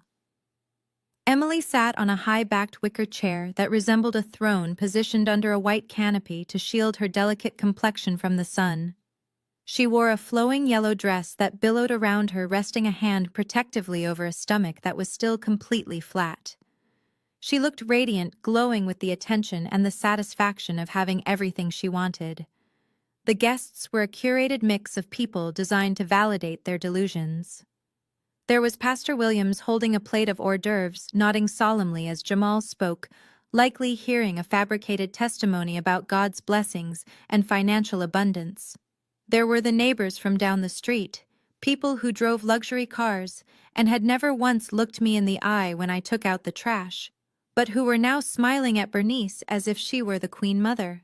And then there were Emily's friends, a gaggle of women in pastel dresses who cooed over the baby clothes and whispered behind their hands, casting judgmental glances at the hired help. My job was to keep the glasses full. Bernice had been very specific. I was to circulate. I was to be invisible. And I was not to speak unless spoken to. I picked up a silver tray, heavy with crystal flutes of non-alcoholic champagne, and stepped out from the shadows. The sun hit my face, and for a moment I felt a flicker of the old shame, the desire to shrink away and hide in the basement. But then I felt the weight of the tray in my hands, and I remembered the weight of the iron box. I remembered the deed. I wasn't serving them. I was gathering evidence. I was inspecting my property. I moved through the crowd, offering drinks with a blank expression. I approached a group where Bernice was holding court. She looked spectacular in a royal blue dress, her hair piled high on her head, her makeup flawless. She held a glass of wine in one hand and gestured expansively with the other. "It is such a blessing," Bernice was saying, her voice pitching perfectly to carry over the music. "We are just so proud of Jamal. He has worked so hard for this. You know, he bought this house with his own bonuses from last year, paid cash. He wanted to make sure his family was secure before the baby arrived. He is such a provider, just like his father was." I froze, the tray trembling slightly in my hands. The lie was so bold, so easily spoken, that it took my breath away. She was standing on my land, drinking my wine, telling the pastor and the neighbors that my brother had bought this house with cash. She was erasing my father's legacy and my ownership in a single breath, rewriting history to glorify her golden child. "Oh, he is a good man," Pastor Williams agreed, nodding appreciatively. "It is rare to see young men taking such responsibility these days." "You have raised him well, Sister Bernice." "Thank you, Pastor," Bernice preened, soaking up the praise like a flower drinking rain. "We try, we really try. But you know how it is. You do your best, and you pray." She sighed, then a dramatic, tragic sound that drew the circle closer. Her eyes flicked toward me, where I stood hovering with the tray. She didn't look at me with recognition, but with a practiced, performative pity. "Not all of our children flourish. Unfortunately," she said, lowering her voice to a stage whisper that was meant to be heard. "You see that girl there, the one serving the drinks? That is Keisha, my daughter." The guests turned to look at me. I kept my face impassive, staring at a point over their shoulders, refusing to make eye contact, refusing to give her the reaction she wanted. "Poor thing," Bernice continued, shaking her head sadly. "She has had such a hard time, struggles with her mind, you know. She cannot hold down a real job. She cannot manage her own life. It breaks a mother's heart, truly. We have to let her live here with us, of course. Where else would she go? We try to give her little chores like this to make her feel useful, to give her some sense of purpose. But it is a burden, I will not lie. Raising a child who just refuses to launch." The guests made sympathetic noises, clucking their tongues and shaking their heads. One of the neighbors, a woman with too much jewelry, looked at me with a mixture of disgust and charity. "You are a saint, Bernice," she said, "to take care of an adult child like that, especially with a grandbaby on the way. Most people would have put her in a home." "We do what we must for family," Bernice said bravely, taking a sip of her wine. Jamal is so patient with her. He lets her stay in the basement apartment so she has her privacy, but we have to watch her. You never know with her moods. I walked away. I didn't storm off. I didn't throw the tray. I simply turned on my heel and walked back toward the catering tent, my movements smooth and mechanical. Inside my chest, however, a nuclear reactor was melting down. The shame I expected to feel was gone, incinerated by the white-hot heat of rage. She had called me crazy. She had called me a burden. She had told the world that I was a charity case living on her generosity, when the truth was that she was a parasite living on mine. She had painted a picture of a benevolent family, caring for their broken daughter, while standing in the middle of a crime scene she had created. Every smile she flashed was an insult. Every lie she told was a theft. I set the tray down on a folding table, the crystal glasses clinking together. I took a deep breath, inhaling the scent of cut flowers and expensive perfume that drifted in from the garden. They were having their moment. They were standing on the summit of their deception, looking down on the world and feeling untouchable. Let them talk, I thought, my hands clenching into fists at my sides. Let them tell their stories. Let them build their tower of lies as high as it will go, because the higher they build it, the further they are going to fall. I checked my watch. It was time. Marcus would be pulling up to the curb any minute now. The party was in full swing. The audience was captivated. The stage was set. I smoothed the front of my server's uniform. I picked up a fresh bottle of champagne. I walked back out into the sunlight, ready to serve the final course. They wanted a show. They wanted a tragedy about a poor broken girl. I was about to give them a plot twist they would never forget. The room quieted down as I made my way to the microphone stand, the heels of my shoes clicking against the hardwood floor with a deliberate, steady rhythm that echoed in the sudden silence. Jamal was sitting at the head table, a glass of expensive champagne in his hand, looking up at me with that familiar smug grin that had been plastered on his face all evening. He gave me a small nod, likely expecting a speech about his brilliance, his resilience, or perhaps a groveling public apology for my earlier coldness. Beside him, Emily smoothed the skirt of her designer dress, her eyes darting around the room to ensure everyone was watching their moment of glory. I tapped the microphone, once the sound reverberating through the speakers and drawing the final few wandering eyes toward the stage. I took a deep breath, letting the cool air fill my lungs, centering myself. For years, I had been the silent sister, the one who fixed the messes, the one who paid the bills in the dark while they lived in the light. But tonight, the darkness was about to be illuminated. I looked out at the sea of expectant faces and smiled, though the warmth did not reach my eyes. I told them that today was indeed a day for the history books, a day to celebrate the truth behind my brother's lavish lifestyle. I said that words often fall short of capturing the true essence of a man like Jamal. So instead of a toast, I had prepared a special visual presentation, a short documentary, if you will, chronicling the reality of his journey to this very moment. I signaled the technician at the back of the room and the lights dimmed. The large projection screen descended behind me, glowing with a harsh white light before the first slide materialized. A collective murmur of confusion rippled through the crowd as the image sharpened. On the left side of the screen was a vibrant, high-definition photo of Jamal and Emily in an overwater bungalow in the Maldives holding tropical drinks taken just 3 months ago. The date stamp was clearly visible in the corner. Directly next to it, I had placed a scanned copy of the final utility shutoff notice for our family home, dated the exact same week. The bold red letters threatening disconnection for non-payment stood in stark contrast to the turquoise waters of their vacation. I let the silence stretch, allowing the guests to do the math, allowing them to realize that while my brother was sipping cocktails in paradise, the electricity in his childhood home was being cut off. Before the murmurs could turn into questions, I clicked the remote.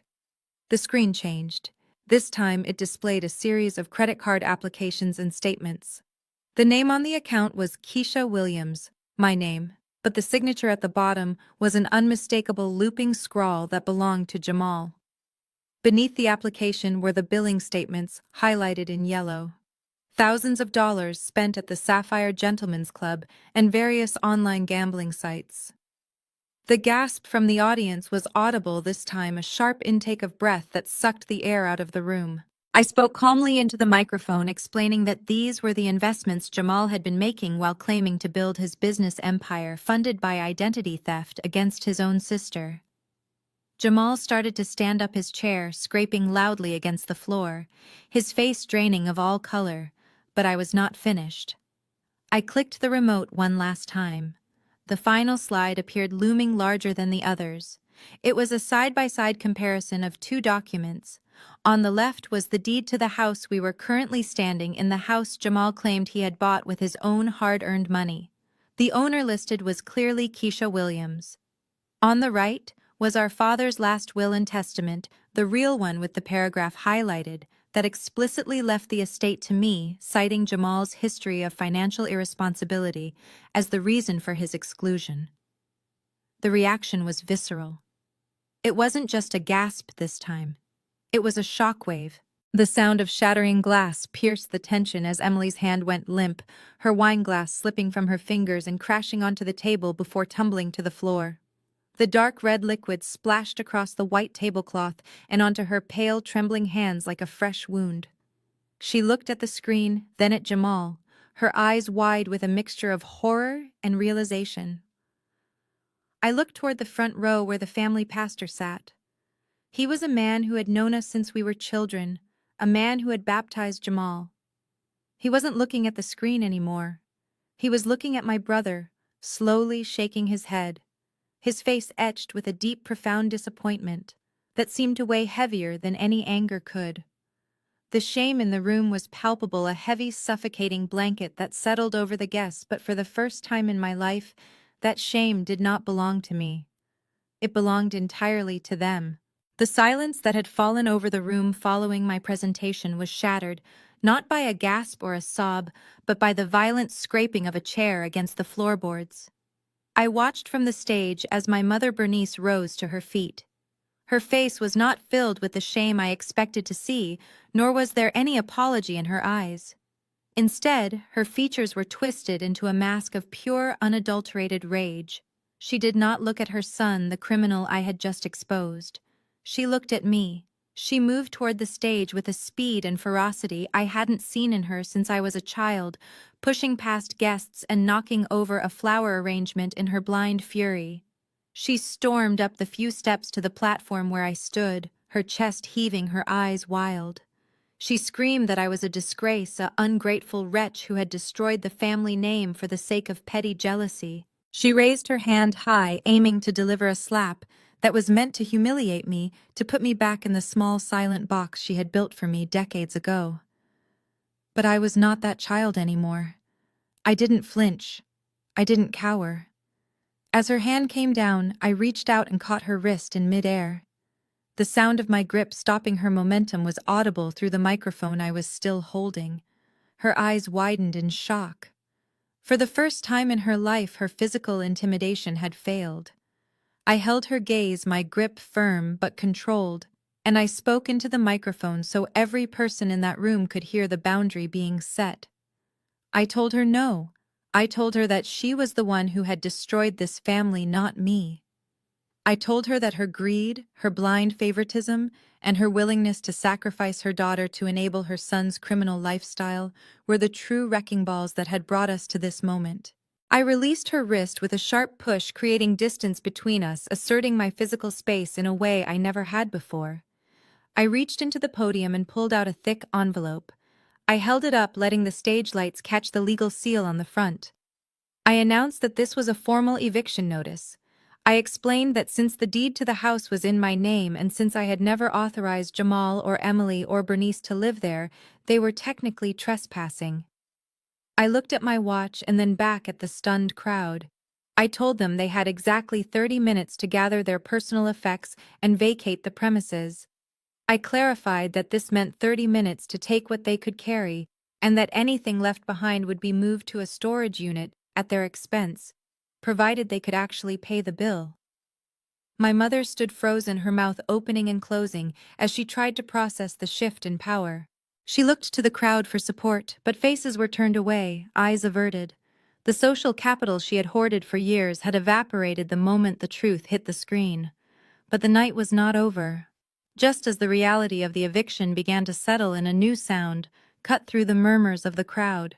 It started as a distant wail, but grew rapidly louder until the flashing blue and red lights washed over the windows of the ballroom, painting the guests in strokes of emergency color. The heavy double doors at the back of the room swung open, and Marcus walked in. He wasn't wearing his tuxedo anymore. He was in his full uniform, flanked by two other officers. The room parted for them, like the Red Sea. I watched Jamal's face crumble. He looked for an exit, his eyes darting to the side doors, to the kitchen entrance, anywhere but at the approaching officers, but there was nowhere to go. Marcus stepped up to the head table. He didn't look at me. He was entirely focused on his duty. He asked my brother to stand up. When Jamal hesitated, the two officers moved in, pulling him from his chair. The sound of handcuffs ratcheting shut was sharp and metallic, a sound of finality that seemed to echo off the high ceilings. Marcus announced the charges in a clear, booming voice that left no room for ambiguity. Identity theft, first-degree financial fraud, forgery, embezzlement. Jamal began to stammer, looking at our mother, begging her to do something to fix it like she always did. But Bernice was paralyzed, watching her golden child being restrained like a common criminal. The illusion of the successful businessman was gone, replaced by the reality of a man in cuffs. Then a high-pitched wail broke the stunned silence. Emily threw herself toward the officers, grabbing at Jamal's arm. She screamed that they couldn't take him, that this was a mistake, that they were ruining her life. She turned her tear-streaked face toward me, her hands cradling her stomach. She pleaded with me to stop this, crying out that she was pregnant, that I couldn't do this to an expectant mother, that the stress would hurt the baby. She begged me to think of her child, even if I hated her. I looked down at her from the stage. I felt a flicker of pity, but it was quickly extinguished by the memory of the utility shut-off notices and the credit card bills she had helped rack up. I leaned into the microphone one last time. My voice was calm, devoid of the anger she probably expected. I told her that pregnancy does not grant immunity from the law. I told her that if she and Jamal had enough money to fly first class to the Maldives and stay in 5-star resorts while I was sitting in the dark, then she certainly had enough money to book a hotel room for the night. I told her to use the frequent flyer miles if she had to, but that she needed to leave my house. The officers began to lead Jamal away. He looked back over his shoulder, his eyes meeting mine. For the first time, I didn't see arrogance. I saw fear. I saw a man who had never faced a consequence in his life suddenly facing them all at once. Emily collapsed into a chair, sobbing uncontrollably, as her friends, the same ones who had sneered at me earlier, hesitated to comfort her, unsure if they would be implicated by association. I stepped back from the microphone and signaled the DJ to cut the sound system. The feedback whine died down, leaving only the sound of Emily's sobbing and the heavy footsteps of the police escorting my brother out of the life he had stolen. I walked down the stairs of the stage, not toward my family, but toward the exit. I had said my piece. I had reclaimed my name. And as I walked past my mother, who was now slumped against the wall, looking old and defeated, I didn't stop. I checked my watch. 25 minutes left. The wheels of justice turned slowly, but in my case they ground exceedingly fine. The days following the party were a blur of legal proceedings and vindication, a stark contrast to the years of silence I had endured. Jamal's trial was not the media circus he might have hoped for in his delusions of grandeur. It was a sterile, cold dismantling of a man who had never been told no. The forensic accountant Marcus had brought in laid it all bare: the paper trail of forged signatures, the stolen identities, the embezzlement. It was insurmountable. I sat in the back of the courtroom on the day of the sentencing, watching the golden child stand before a judge who saw him only as a thief. There was no mother there to smooth things over, no money left to bribe a way out. When the gavel came down, the sound was final.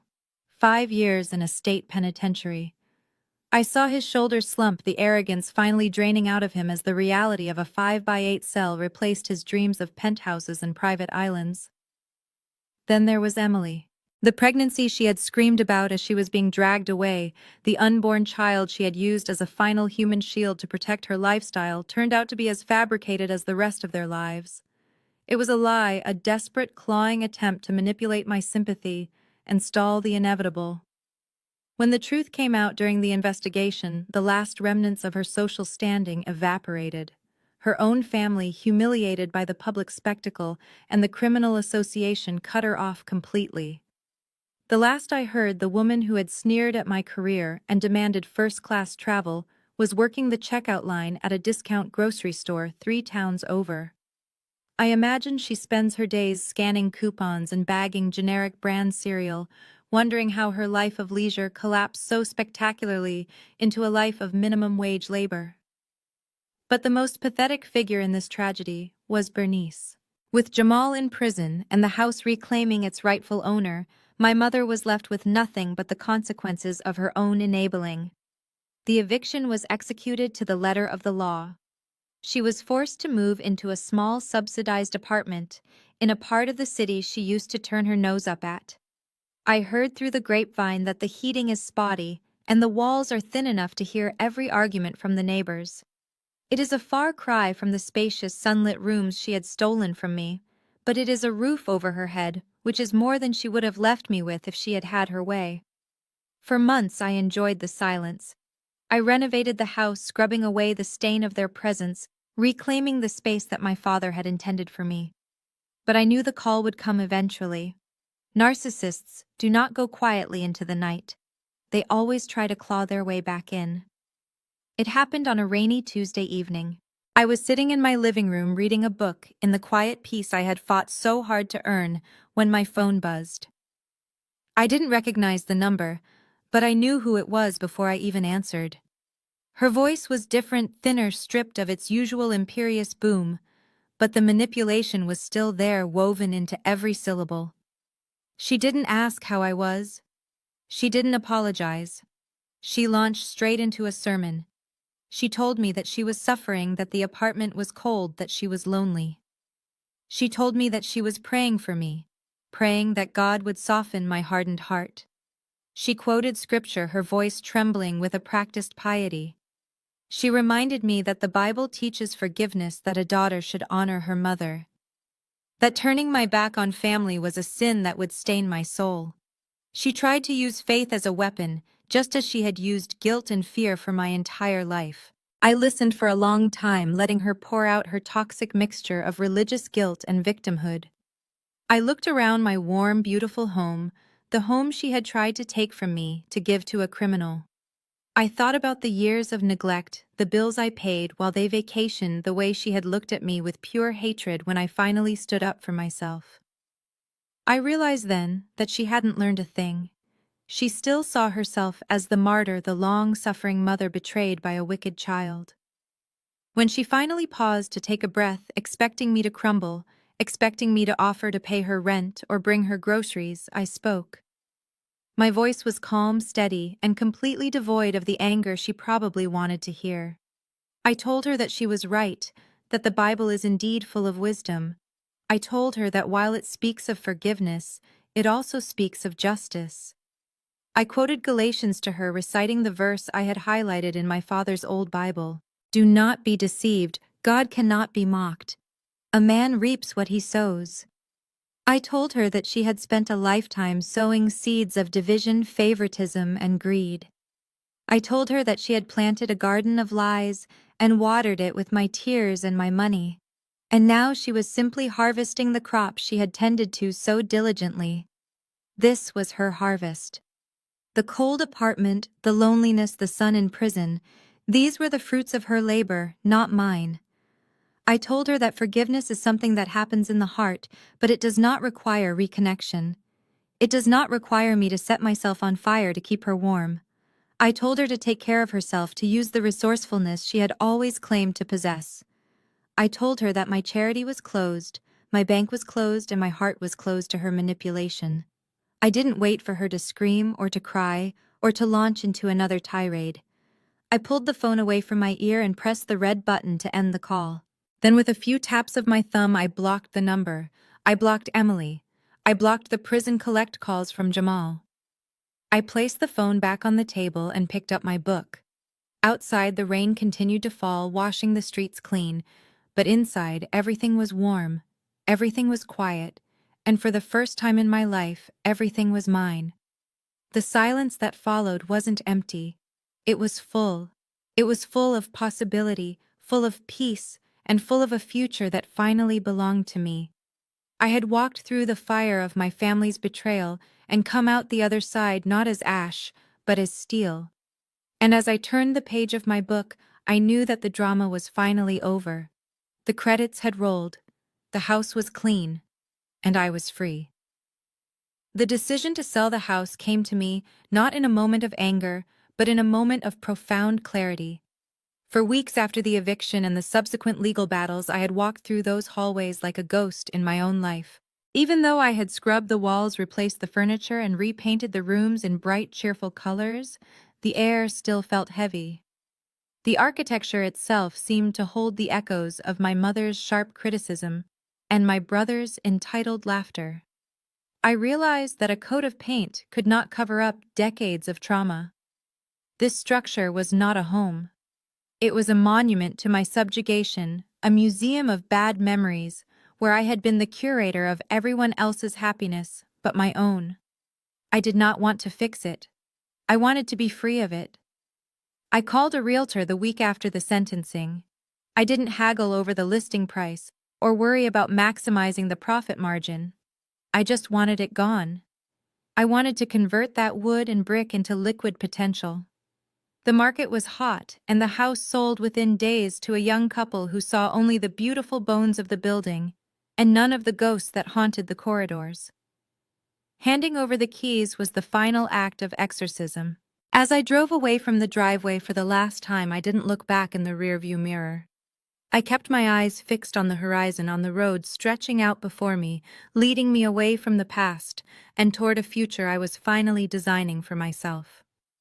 With the proceeds from the sale combined with the substantial restitution funds, my legal team had successfully clawed back from Bernice's hidden accounts and liquid assets.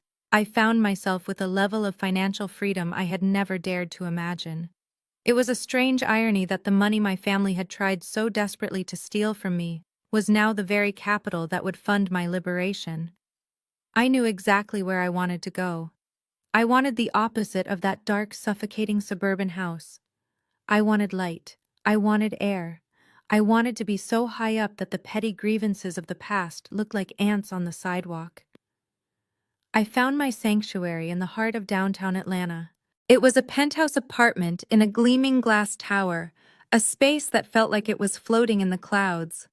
It had floor-to-ceiling windows that offered a panoramic view of the city skyline, a view that sparkled like diamonds at night.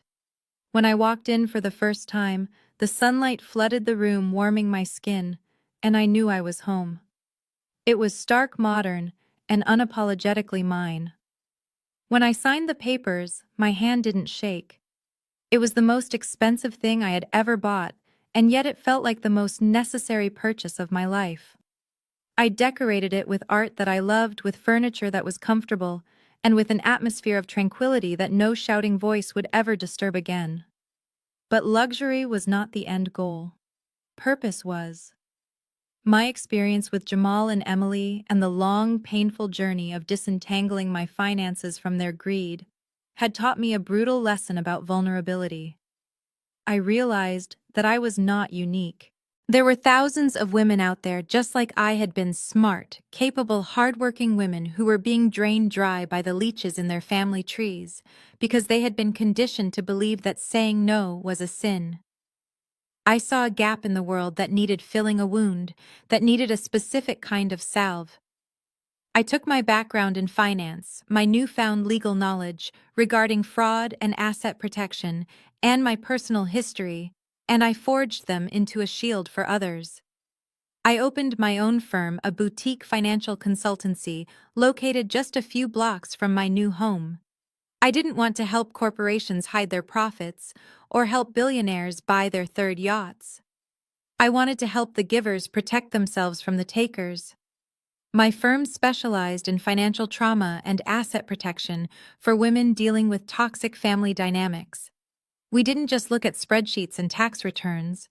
We looked at the emotional blackmail that often accompanied financial abuse. I hired forensic accountants who could find hidden debts and therapists who could help clients build the psychological boundaries necessary to close their wallets.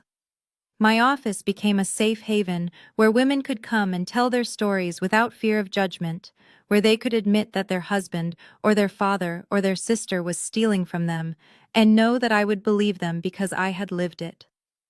I remember my first major client, a woman named Sarah, who was being guilt-tripped by her parents into funding her brother's failed startups. She sat in my office trembling, showing me the texts where her mother quoted scripture to manipulate her into signing a loan guarantee. I looked at her and I saw myself from a year ago.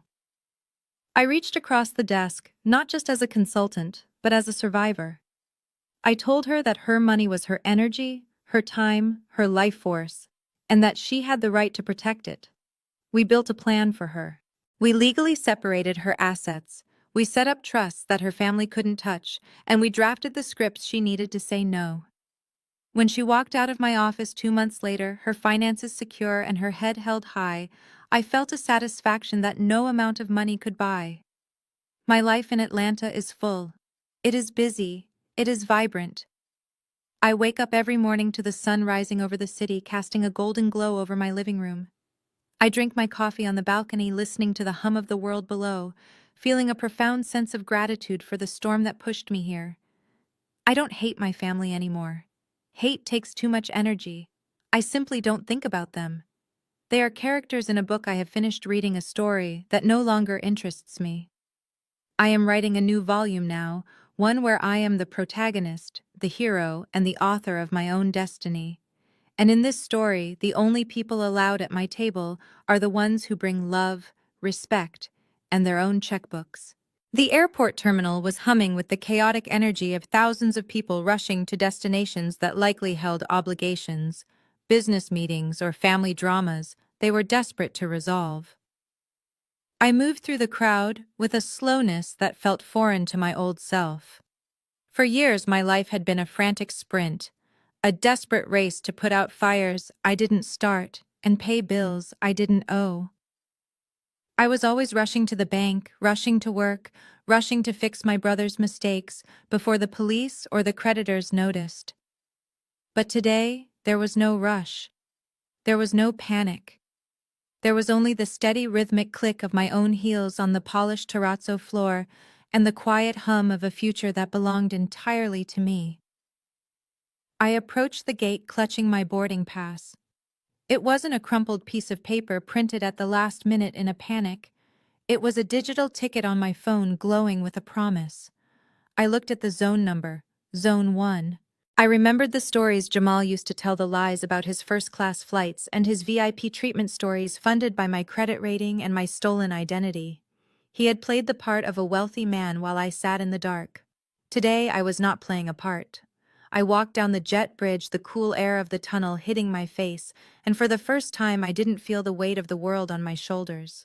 I felt weightless. I stepped onto the plane and turned left. The flight attendant greeted me by name, a small courtesy that felt monumental after years of being treated like a servant in my own home. I found my seat. It wasn't just a seat.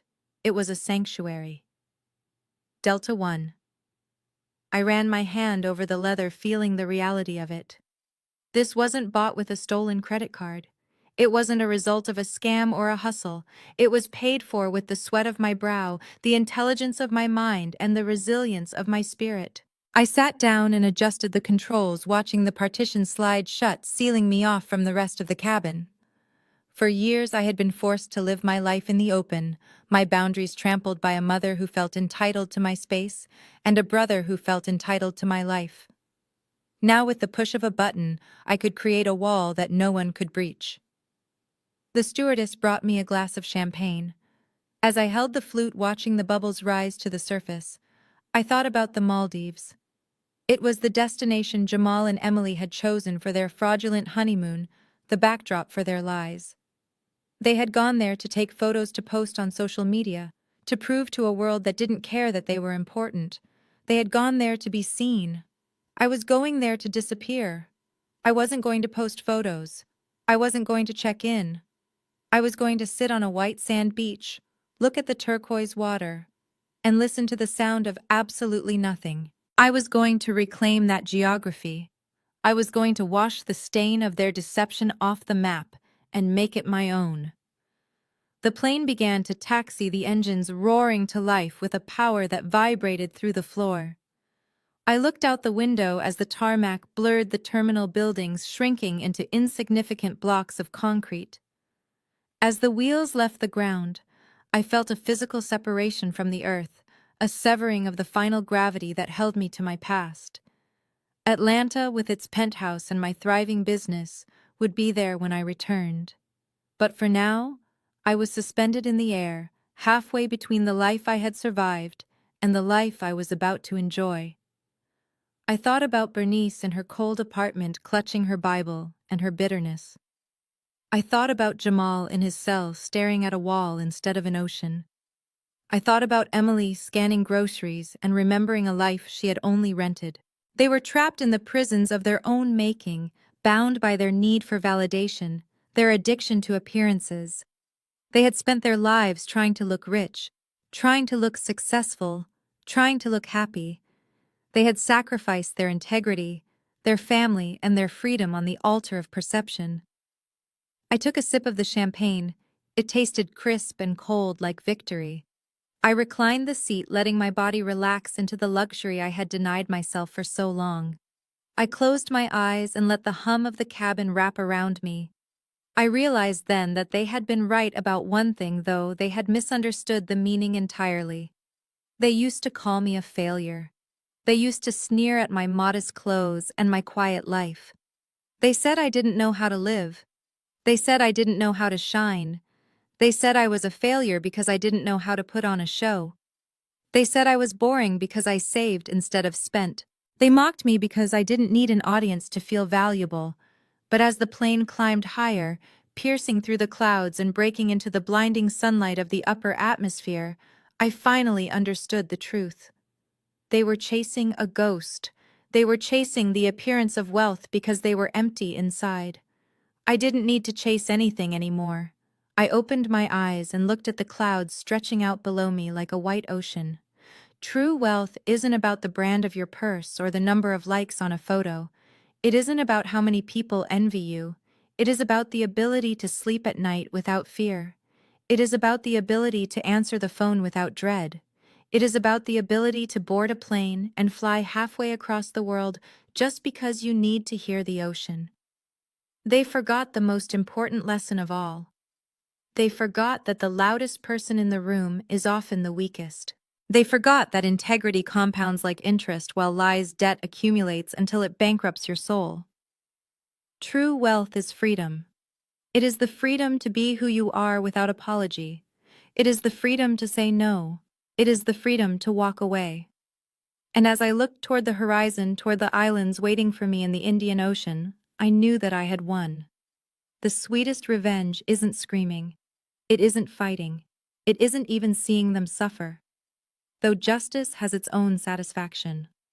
The sweetest revenge is simply living a life so full, so complete, and so utterly my own that they can never, ever touch it again. The most profound lesson here is that you cannot force others to value you, but you can refuse to be devalued. When Audrey was excluded from the family tradition she helped build, she didn't beg for a spot. She created her own superior sanctuary. Her journey proves that the best response to exclusion isn't anger, but thriving independently.